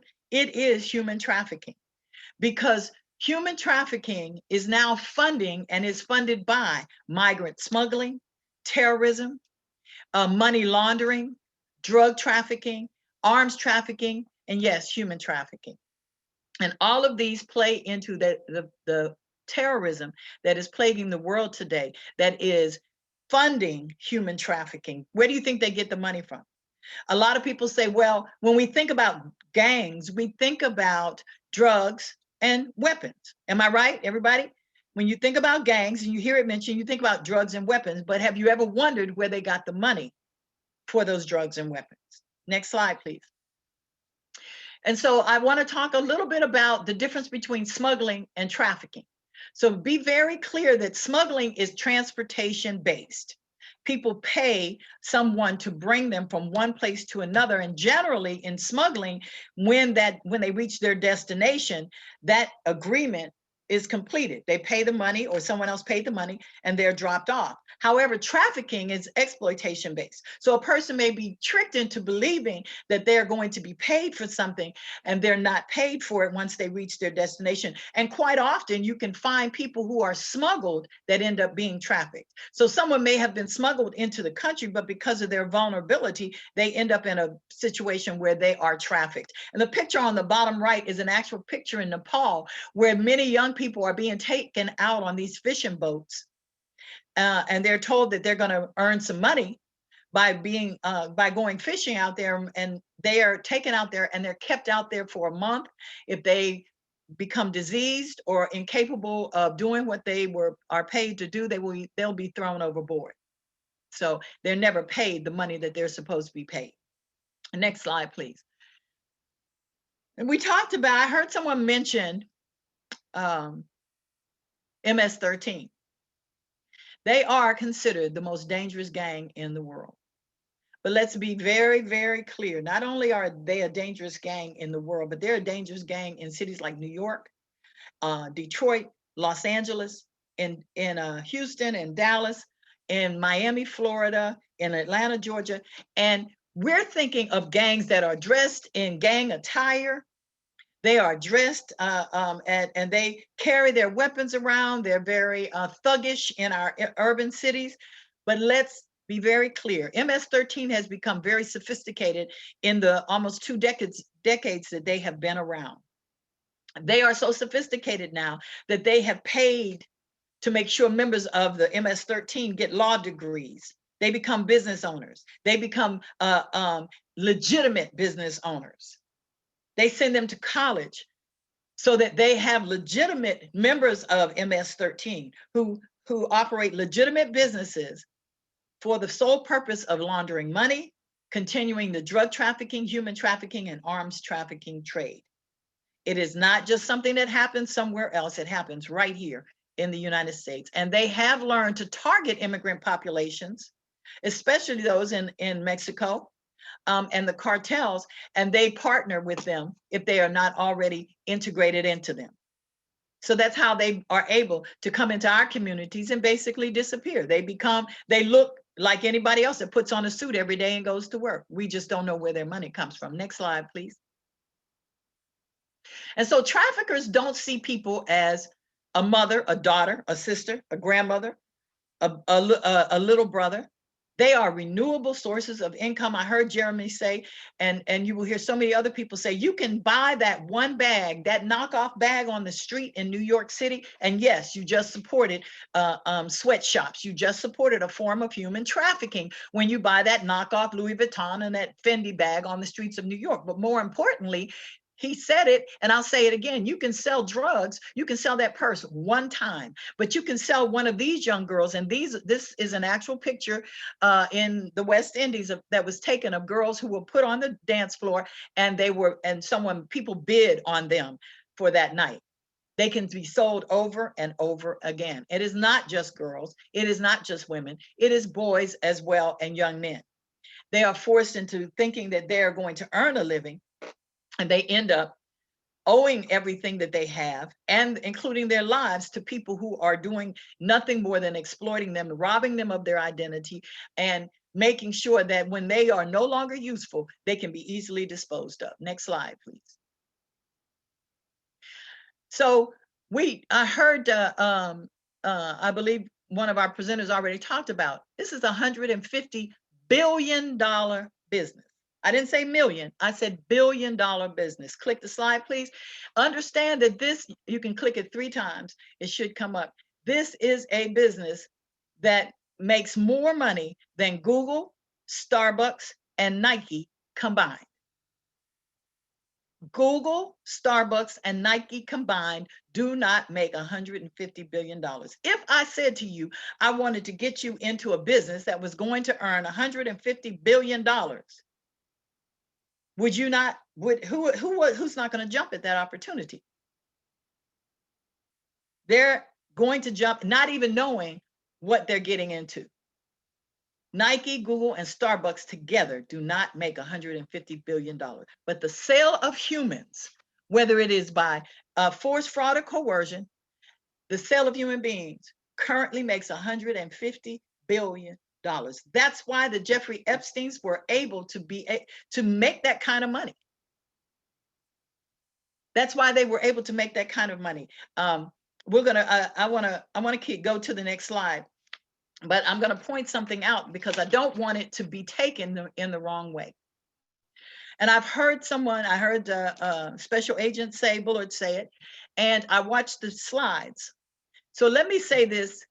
And I mean no disrespect to anyone, but the trafficking of people of color has been a practice that has gone on for centuries. It did not just start with human trafficking, but the trafficking of people of color has gone on as an acceptable practice for centuries.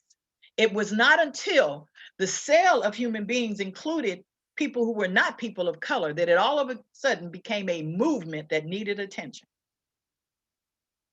And I say this because so often we see slides, we see presentations, we see bulletin boards, we see posters of young girls and boys who are white, not people of color. But let us understand that the majority of the people in the world who are trafficked are people of color. Here in the United States, 59% of the juveniles who have been identified in human trafficking are children of color. 70% of the women. And we even heard the attorney say that the majority of his clients are women of color. So we know that there's no mistake. It's obvious that that women of color and people of color are targeted. Both the most trafficked population of people in the world are Haitians and Nigerians. Read it. Those are the most trafficked people. During the tornado, the earthquake in Haiti, trafficking rose 400%.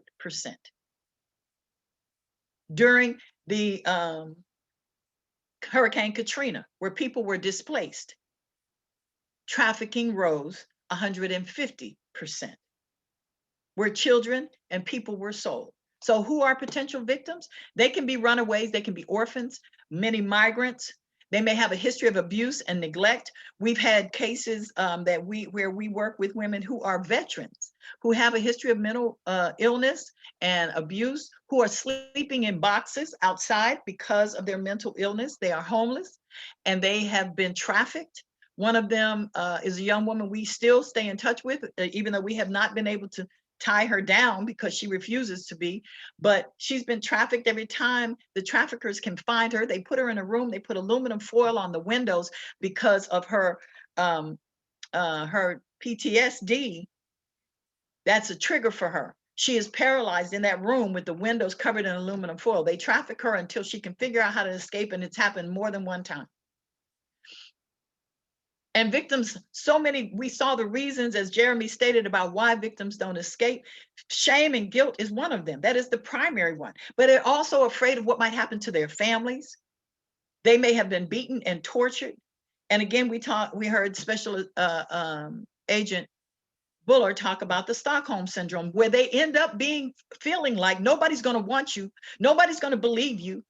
And in fact, we'll send the pictures of what you've done home to your parents. Maybe your family would like to see some of the things that you have been doing. So then they're afraid to leave. And every single time this person is victimized, whether it's sexual trafficking or labor trafficking, where they are locked in a basement because they didn't bring in their quota that day. They're locked in a room and they are denied food. By the time they're fed, they'll do anything to get a meal. Next slide, please. So victims come from all populations. Every picture on here is a picture I can relate to. The picture on the bottom were girls and women in Sierra Leone who were tied together to be sold. We helped to rescue 83 women from Kuwait and return them home to Sierra Leone. One of the biggest problems is when they got back home, the families and the communities did not want them. So we know that is one of the major issues and Jeremy talked about it, is that where do they go? I've heard, and the attorney, is it Moret? I'm sorry if I mispronounced his name, but talked about the fact that even after they're rescued, there's no place for them. Where do they go? The picture in the top on this picture, this little boy with the flowers. How old would you guess he is? If you think he's around 8 years old, shake your head. If you think he's around 9. This little boy was a little boy that we encountered when we were in Kuala Lumpur. He is 15 years old and is being starved to death. Every day he and other young boys are forced to go out on the street and sell these flowers. You can't really see it in that picture, but at the top of the hill behind him are some of the other little boys. So when we encountered him, I was going to buy the flowers, but more importantly, we were over there to train AirAsia flight crew members on how to recognize and report human trafficking. So we were walking around the community when we found him, and it was because of my background, I'm going to stand back and watch. So he was told to approach us. The flowers came out of a garbage dump in the back of a florist shop. And the woman was pulling them out, giving them to the children and telling them to go sell them. And this woman was not their parent, but the little boys had to bring back money and give it to her, and she would give them something to eat. The picture on the bottom on the right happens to be a very good friend of mine. This is when her boyfriend met her. She was 14 years old. He ended up being her pimp. He ended up selling her. And yes, she was trafficked for 7 years. She was rescued. She has turned her life around and is doing excellent work today as a woman of God here in Atlanta, Georgia. But that little boy is 15 years old. They look like anybody that we may see on the street. So who are the victims that are exploited? They're begging rings. Well, you could say it doesn't happen here. Yes, it does. You ever go to a mall and you see a group of children who may run up to you and beg for money, or kids who may stop you on a street in a plaza and ask for money? If you go to the other side of the town a week later, on another side of town a week later, you might see them with a different adult, same children asking for money. Illegal adoptions, child pornography, sex tourism is a huge problem. And it is, again, it is a business that is operated on the dark side of the internet. Child brides and child soldiers. We say, oh, that doesn't happen here in the US, only somewhere else. Well, guess what? What do you call those little boys on the streets of Detroit and DC and New York and Atlanta who are posted outside of drug houses so that they give a warning when the police are coming, or they're told they have to take a certain amount of drugs to school and sell them? They equip those children with knives and guns and anything else they have to bring back the money or the product. Those are child soldiers. Forced labor and debt bondage, sex trafficking. We know all of these. The most heinous, I think, of this day and time is organ trafficking. And yes, it is happening. It's happening on airplanes. It's happening in trucks. It's happening nationwide. It's happening where they have found organs that have been taken here in the United States and sold in places such as South Africa and Australia. It happens, okay? Next slide, please. So we talked, all of these are indicators that we already know about, but one of the things I want to talk to you about is one of the newest ways that they are recruiting young people is in jail. That's what I said. They're in jail. They will actually send who they call a bottom girl or a bottom boy into the jail. So they'll have them arrested. And when they're arrested, they get in jail. And they say, well, where are you going to stay when you get out? Well, I can't go home to my family. I'm not going to my mom and daddy. Well, you can stay with me and my friend. You can stay with me and my uncle. You can stay with me and my boyfriend. You can stay with me and my auntie. That's the newest form of recruiting. So now they've gotten somebody who's desperate and vulnerable. And they'll get them out of jail if they have to.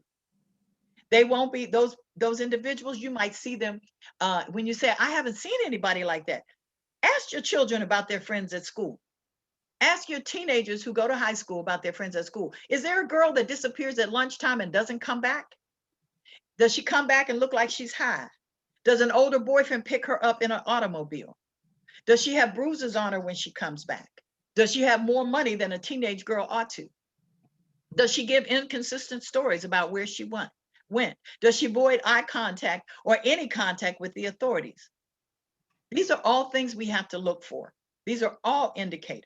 They're gonna, if you asked her where she lives, she might tell you one answer and tell the girl at the counter in the store another answer. Next slide, please. So those are all indicators. I'm gonna tell you a little bit about my story. We don't have to stay on this slide, but I was a cute baby, wasn't I? I know. But here's something I want to share with you. I was just an average girl. This is how I got into, can we stay here for a minute, right here?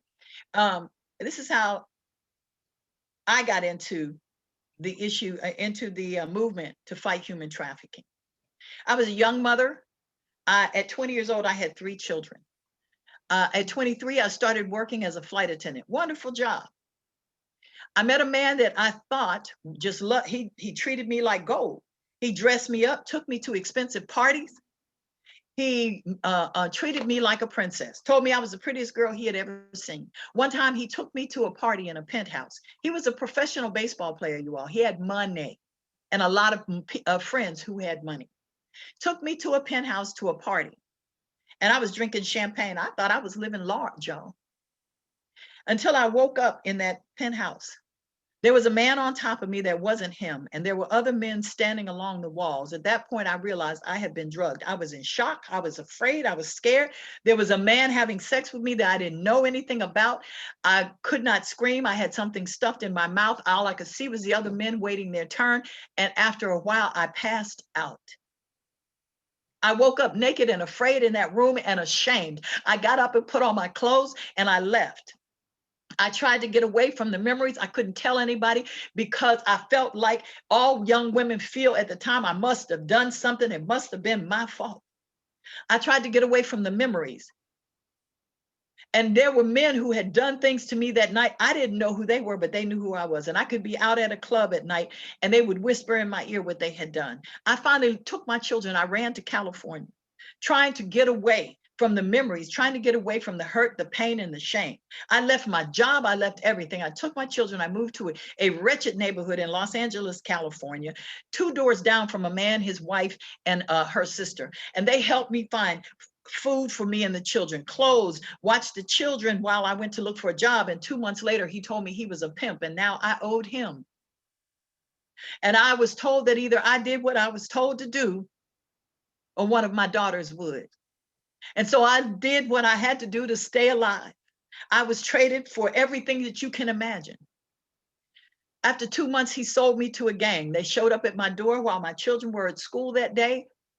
And in no uncertain terms, beat me down in every way you can imagine. So that I knew that unless I did what I was told, I was going to die. They showed me what they could do to me by showing me what they did to others. And I did what I had to do to stay alive. When they told me that they would take one of my daughters and she would do it if I wouldn't, I would do anything to protect my children. Even though my children saw me as a drug addicted mother who was always in the street, I couldn't tell them the truth because the less they knew, the safer they were. I finally ended up having to go to prison to get away from my traffickers. There was no other way. They were either going to kill me and my children, or they were going to keep me because I made them a lot of money. I was traded for Super Bowl tickets. I was traded when they lost the bet. I was traded for weapons. I was traded for huge amounts of drugs. I was traded whenever they got mad. And every day that I was out there, all I wanted was for someone to see me. People saw what I was wearing. They smelled how I smelled. They saw what I was doing, but they never saw me. And so many times people don't report what we see because number one, we don't want to get involved, and number two, we don't want to be wrong. So here I tell you that I went to prison to get my life back, but not every woman and girl is fortunate enough to live through it. And boy, and not everyone has to go to prison in order to get free. The solution is we have to engage our communities to make sure we can recognize it and report it. And just FYI, in this day and time, when we are doing trainings, we're telling people you can call the hotline, but as we've been told, the hotline is really about collecting data. But if you want a rapid response to something you think is a suspected human trafficking case, dial 911 and tell them what you think. And if you're worried about being wrong, what if you're right? What if you are actually right? In the United States today, there are fewer than 300 beds nationwide for rescued human trafficking victims. Less than 300 beds nationwide. We're not even counting, when we look at Jeremy's map, we don't even count the indigenous populations that are of women and girls who are on reservations that are disappearing and being trafficked. That we can go to the next slide because I want to go through this very quickly. So I talk about the role of demand. Go ahead on that, because that is the key that has to be talked about. The dynamic of human trafficking today is that it has been a low risk and high return. That's why traffickers do what they do. The evidence has already proven that traffickers value money over human suffering. And too often we have law enforcement officers that are not trained to recognize human trafficking. So therefore they have no compassion because they have only seen it one way. Here in Atlanta, we asked why they have arrested more prostitutes than Johns, and they said they don't have enough female officers to do stings. The mass displacement due to COVID-19 has created a climate of social conflict, extreme poverty. We have women that have been on our community court rolls now for 2 years that we cannot keep up with unless we go to the streets, because the courts are closed down where they used to report every week. Now they can't report there. We've had to go into the streets, and many of them are living on the street in boxes, under bridges. And some of them are forced to go back into extended stay hotels where they have to sell their bodies. They have to continue to be trafficked in order to survive. There has to be an agent of exploitation. So while there is a supply and a demand, the trafficker is the agent of exploitation. And it is the high demand for human exploitation that drives the volume. I want to say this again. There's an agent of exploitation, and that is called a trafficker. And if that trafficker were not there, there would always be a demand, because we know about pornography that is watched online. And there have always been vulnerable populations, but there's that trafficker, that agent of exploitation, that has made the demand so popular. There's no level of society that is exempt. You can be very wealthy, you can be impoverished. I came from an excellent family. In fact, those of you who are in New York, my uncle Benjamin Malcolm was the commissioner of corrections for the state of New York, and the first African American that was appointed to the Federal Parole Commission by President Jimmy Carter. Demand drives the trafficking industry to diversify its products. So now it is not just sex, it is not just children, it's men and women, and it's organs. Go to the next slide. And I am almost finished. I'm just about finished. Make sure we see what we're looking at, you all. Tattoos are not all an indication that someone is being trafficked, but if you look at these are all tattoos that were taken from trafficking victims and traffickers. So when we look at someone who's tatted, we don't always see what the tattoo says. The barcode on the top, on the right, tells you how much money it costs to get fats. Property of fats. That's how much money in code that it cost. Some women even have barcodes on their necks, but you see 3 stacks on the bottom in the middle. They tell you how much that individual costs. Next slide. So we have to see what we're looking at. It begins and it ends with us. We have to see what we're looking at, because traffickers expect us to be too busy with our own lives to be able to stop and make a difference in someone else's. Next, my last slide, please. So I want you to take away this with me. Take away, if you really, truly want to make a difference, you've got to care. Number one, don't confront anyone that you suspect of engaging in human trafficking. Don't confront them. Remember as much information as you possibly can so that you can report it, because that's what officers and attorneys and district attorneys and public defenders, that's what they need in order to build the cases. So don't confront anyone, and don't alarm the victim, because then you put that victim in jeopardy as well. Don't try to rescue anyone. That's not our responsibility. Let law enforcement do it.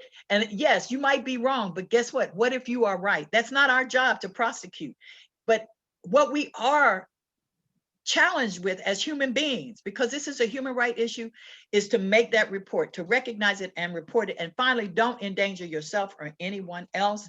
There are several ways that you can get more information and training. The Department of DHS, Homeland Security, has a blue campaign. You can go online, and they have an online class that will teach you more about human trafficking. The UNODC has the Blue Heart campaign. Again, your first line of defense is to call 911. Remember as much information as you can about what you heard that made you think that you were looking at human trafficking. Donate your time, your resources, and yes, your money to programs like ours, Woman at the Well Transition Center. I'm finished. I know I probably used all of my 15 minutes and maybe another minute or so. I do apologize. I hope that I have given you information that will really and truly make a difference. But even more importantly, I put a face on what a survivor looks like. Not all victims become survivors. But I want you to know that there is another side, that we can make it. And because of organizations and because of ministries like this one at the Knights of Peter Claver, you make a difference in the lives of women like myself and girls and boys who are being trafficked every day. Thank you very much. There's a picture I sent later on, I will show you, but there's our challenge this year is to open a home for rescued boys and girls. We have 3 girls right now who are sitting in jail because there's no place for them. They can't be released. They can't go back to their family. They have no other family to go to. They're sitting in jail because there's no place for them here in Atlanta. And I am determined this year to make a difference and to open a place, open the Woman at the Well Transition Center, an actual home, a bed, where they have a bed and a place of restoration so they can get their lives back. We've already begun doing all this work. With over 6,000 women have gone through our programs and have received either education or employment and counseling and treatment. So I'm really grateful for this opportunity, and thank you, Brother Ricky. Thank you, Bishop Hubbard. Thank you. Brother Jackson and Lady Warner, we're going to move over to the Q&A section, and I think we only have time for 2 questions. And like we mentioned before, we have a link on our KPC website for questions that are asked here. And we're also going to email those questions that are asked to the panelists. So you guys could answer these questions at your leisure and provide us with a response. We actually will post those on our website. So Brother Jackson, Lady Warner. I do see one question here, and it is for all of our keynote speakers. Most of us in the community tend to not get involved because we don't understand or we are afraid to get involved. How do you, at Reset 180 and other areas, FBI, DA offices, and criminal defense attorney offices, keep community members engaged and helpful? Not sure which one of those keynote speakers would like to speak first. Well, I can tell you that you begin by holding forums like this and opportunities for people to actually learn what human trafficking is, what it isn't. As Special Agent Bellard said, it's not always somebody who's being kidnapped and put in a van. It could be happening right up under your nose and we don't know it. It could be happening with our children's friends and we don't know it. So I think it starts by educating and informing the public that it is real, it does happen, what it does look like. Right here. I think you're talking about that special agent. I think that's her right there. Jeremy or Gary, do you have a response to the question as well?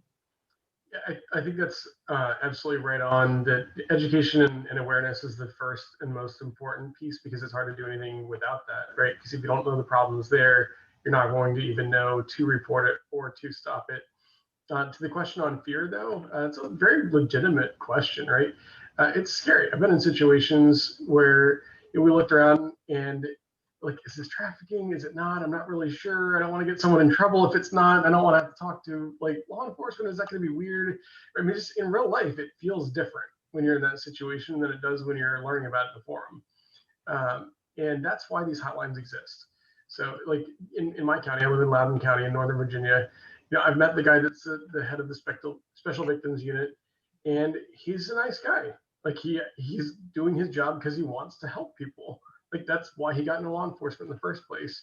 He wants to help special victims in horrendous crimes, so that they don't have to deal with those situations in the future.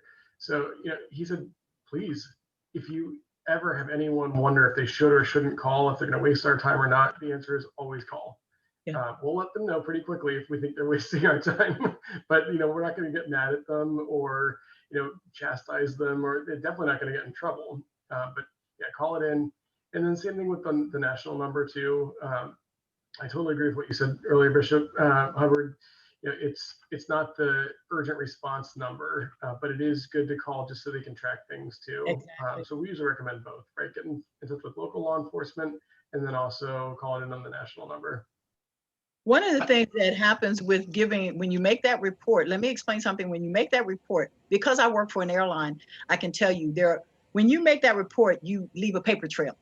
So now if that individual who looks very suspicious now shows up at an airport with 3 teenage girls at a counter and he's trying to buy tickets for them, there's already a report. Somebody says, oh, this doesn't look right. And there's a report that's been made about him, maybe in another setting. Now you have a red flag. So now they have a paper trail that they can follow. Now the agents and the investigators have a paper trail that they can begin to look at and say, this looks very much like another case that was reported.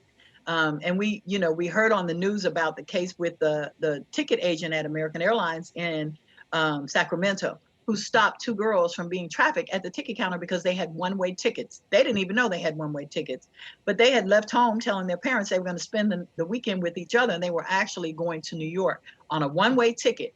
Those girls would never have been seen again if that agent had not been finally, keenly aware that something did not look right. I have to agree. It is better to call than not to call.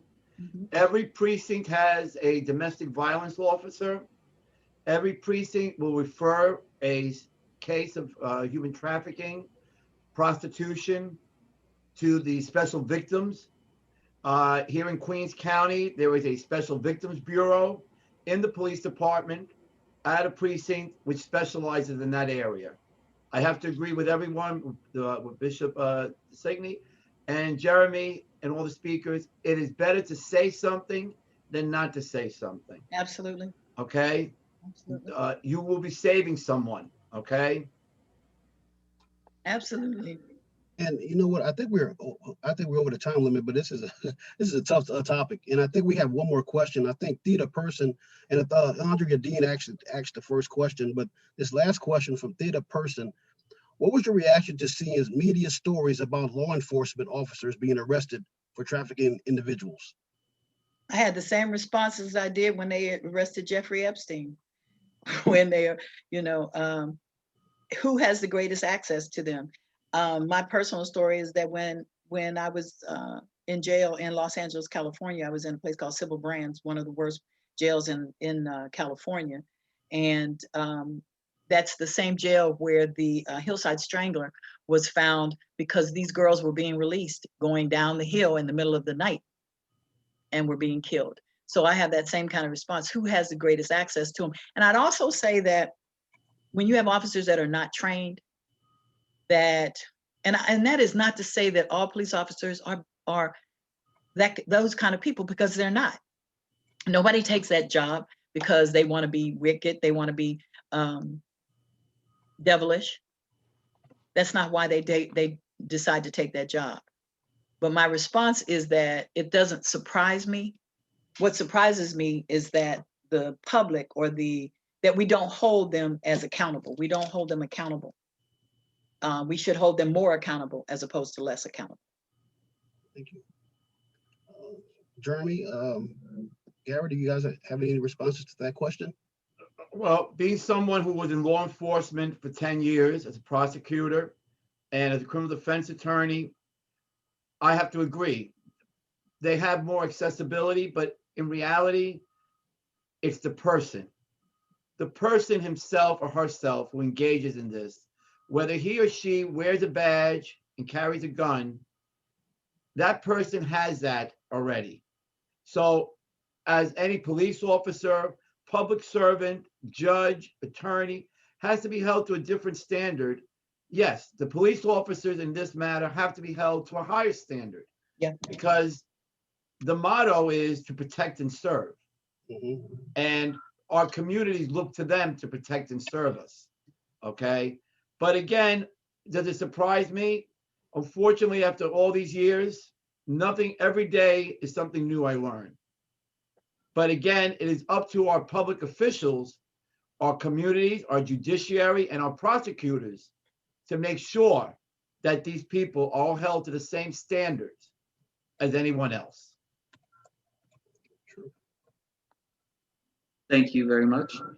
Before we start our closing prayer, I would like to introduce Brother Ricky Sasso, our National Treasurer and our Council Advisor for this committee.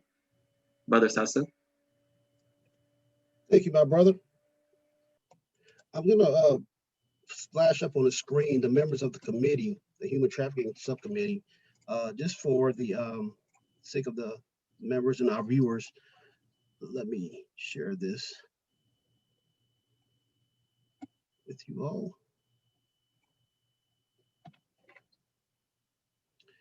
These individuals have been working hard throughout the years for presenting topics like these and webinars just to have us with some kind of indication and knowledge about this pandemic of human trafficking. And I'll leave this up while I just give our notice and our thanks to our panelists. Brothers and sisters in Christianity, we thank you for allowing us to host you in this town hall. Your participation is not by chance, but by design. Because you joined this call to make a difference, and I hope and pray that this information received can help at least one victim. Special thanks to the Subcommittee on Human Trafficking for taking on educating and informing our membership. Brother Joseph Brooks and Lady Janice Henry have spearheaded this committee for 3 years, and they're taking it a step further in implementing awareness programs in courts and councils throughout the United States. This committee has established partnerships to further the effort of eradicating human trafficking. This town hall focuses on bringing awareness to human trafficking. The goal is to prevent one child from being kidnapped, prevent one child from being sold into slavery, prevent one child from having their dignity stripped away, prevent at least one child from being sold and robbed of their freedoms and norms of being an adolescent or teenager. Know it, see it, report it. Brothers and sisters, these panelists were ideal for this particular theme. Reported. Let's look at Special Agent Bellard. She gave a vivid example of what are some signs of human trafficking and gave us raw data as to the case counts of human trafficking and what is it used to lure people into being captured. We know that FBI and other organizations like Purchase Not for Sale try to eliminate the threat for human trafficking. Attorney Gary Moret focuses on the theme of see it. Call it what it is. Human trafficking is a disease that does not discriminate. No one is exempt from it, and no one can be, actually anyone could be falling victim to this particular pandemic. It's about money. Forced labor equates to $150 billion in profits. And this is something I learned today. His presentation highlighted legal questions that we should focus on and contact your local district attorney to see what can be done. I can't help but recall his closing quote, "We need to provide assistance to those victims who have been trafficked and pay attention to our youth and what they are doing on social media." Know it. Jeremy Nussbaum really honed in on the concept of commercial sex acts. He explained in great detail and elaborated on some key examples of commercial sex acts and how the concept of value constituents and indicators of commercial sex acts. Know it, see it, and also lived it. Bishop Donna Hubbard, thank you for your vision because you are a living testimony of this type of program. We met in 2019 in Atlanta, Georgia, and the theme of you know what you see reported and you're living it, and you are here to educate as an example because you want to prevent other people from going through the trials and tribulations that you have gone through. We eradicate human trafficking by learning signs and reporting. We eradicate it by working with organizations to keep us informed and educate on the latest tactics. We eradicate human trafficking by combining resources to inform our communities working with organizations like Knights of Columbus and Purchase Not for Sale to eradicate this issue. We can collectively eradicate this crime against humanity by taking a stand and becoming an advocate. Some action items from this that we could take on as individuals, as participants, is to lobby our local policymakers, hold an event like this one to bring awareness, and get on the website and just look at different items that are actually being made by slave labor. You are viable to change. Be one with Christ, be vigilant in this cause, and keep those victims of human trafficking in prayer. Amen. We will now have a closing prayer by Deacon Albert Anderson, and I also will put up a slide for the questions that were not actually, we had a couple of questions that were asked, but were not answered. These questions will be pasted on this website and our KBC social forum. So if you have questions and you want to look at some of these answers that we have provided, please do so, because we welcome you to join our efforts for social justice. And we once again thank the panelists and you as participants for joining us in this call. Deacon Al. Thank you so much, Brother Sasso. In the name of the Father, and of the Son, and of the Holy Spirit, amen. Lord God Almighty, we thank you so much for such a fruitful gathering today. We thank you, Lord God, for giving us these valiant soldiers who are on the front lines in this war against human trafficking. This pro-life issue. It is a pro-life issue because it is an attack on the dignity and the sanctity of human beings, your creations, Lord God. We thank you for all of the panelists who presented aspects of this horrible scourge on our country, on the world. We thank you for their inspiration. We ask you, Lord, to inspire us, inspire each and every one of us to get off the sidelines and get involved, to use the information that we've been given, use the light that has been shown on this terrible travesty, use that light to drive away the forces of evil. Inspire us, Lord God, to make a difference. If every single one of us, your children, gets involved, we can put an end to this. Just please be with us, Lord. Give us the grace, the strength to persevere in this fight. We know that through the personal witness of our sister Donna Hubbard, that the battle can be won. We know that you've already accomplished the victory, Lord God. Just help us to cooperate in your victory against evil and death. This is a form of death. You've conquered death.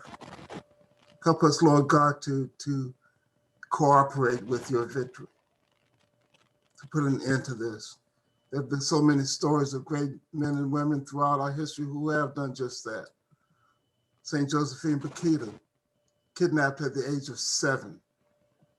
By your grace and mercy, she overcame the scourge of human trafficking.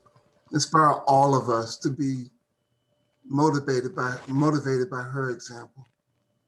The examples of so many of us who you put in our path, in our place, in front of us, to put an end to this. Help us, Lord God, to stop being consumers of this sin. Because without consumption, the sin will go away. If there's nobody to consume this awful travesty, it will disappear. Help us to shut the devil out, because if we don't invite the devil into our lives, into every aspect of our lives, he has no place to go. Help us drive him out. I had so much more I had a prepared prayer to share with you all today, but I've been touched in such a way and to my heart and to my soul. I just wanted to speak to you and with you from my heart. I've been moved by this today.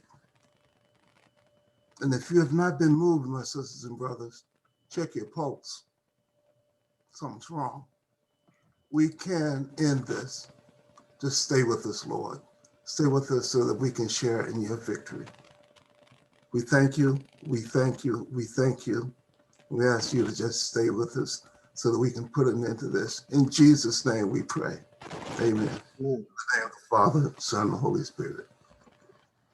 Thank you, Deacon Al. And just want to once again thank our panelists for taking time out of your busy day, but also giving us a message, letting us take something home. These are deliverables that we could bring home to our parishes, our communities, our courts, our councils.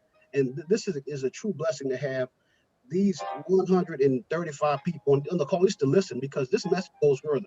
It doesn't stop here. So we want to thank you all again for being speakers and presenters and taking time with Knights of Peter Claver just to be with us here today.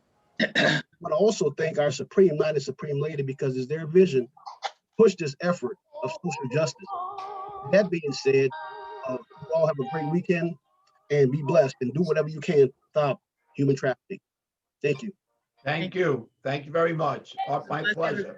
Thank you. Thank you Have a all. good weekend, everyone. God bless Stay you safe all. and healthy. Yes. Thank you. Stay well, everyone. Thank you all. Well, let's see you guys.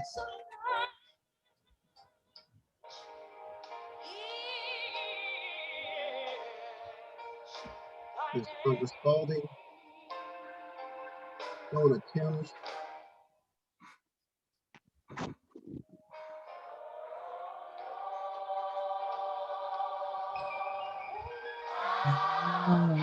Excellent.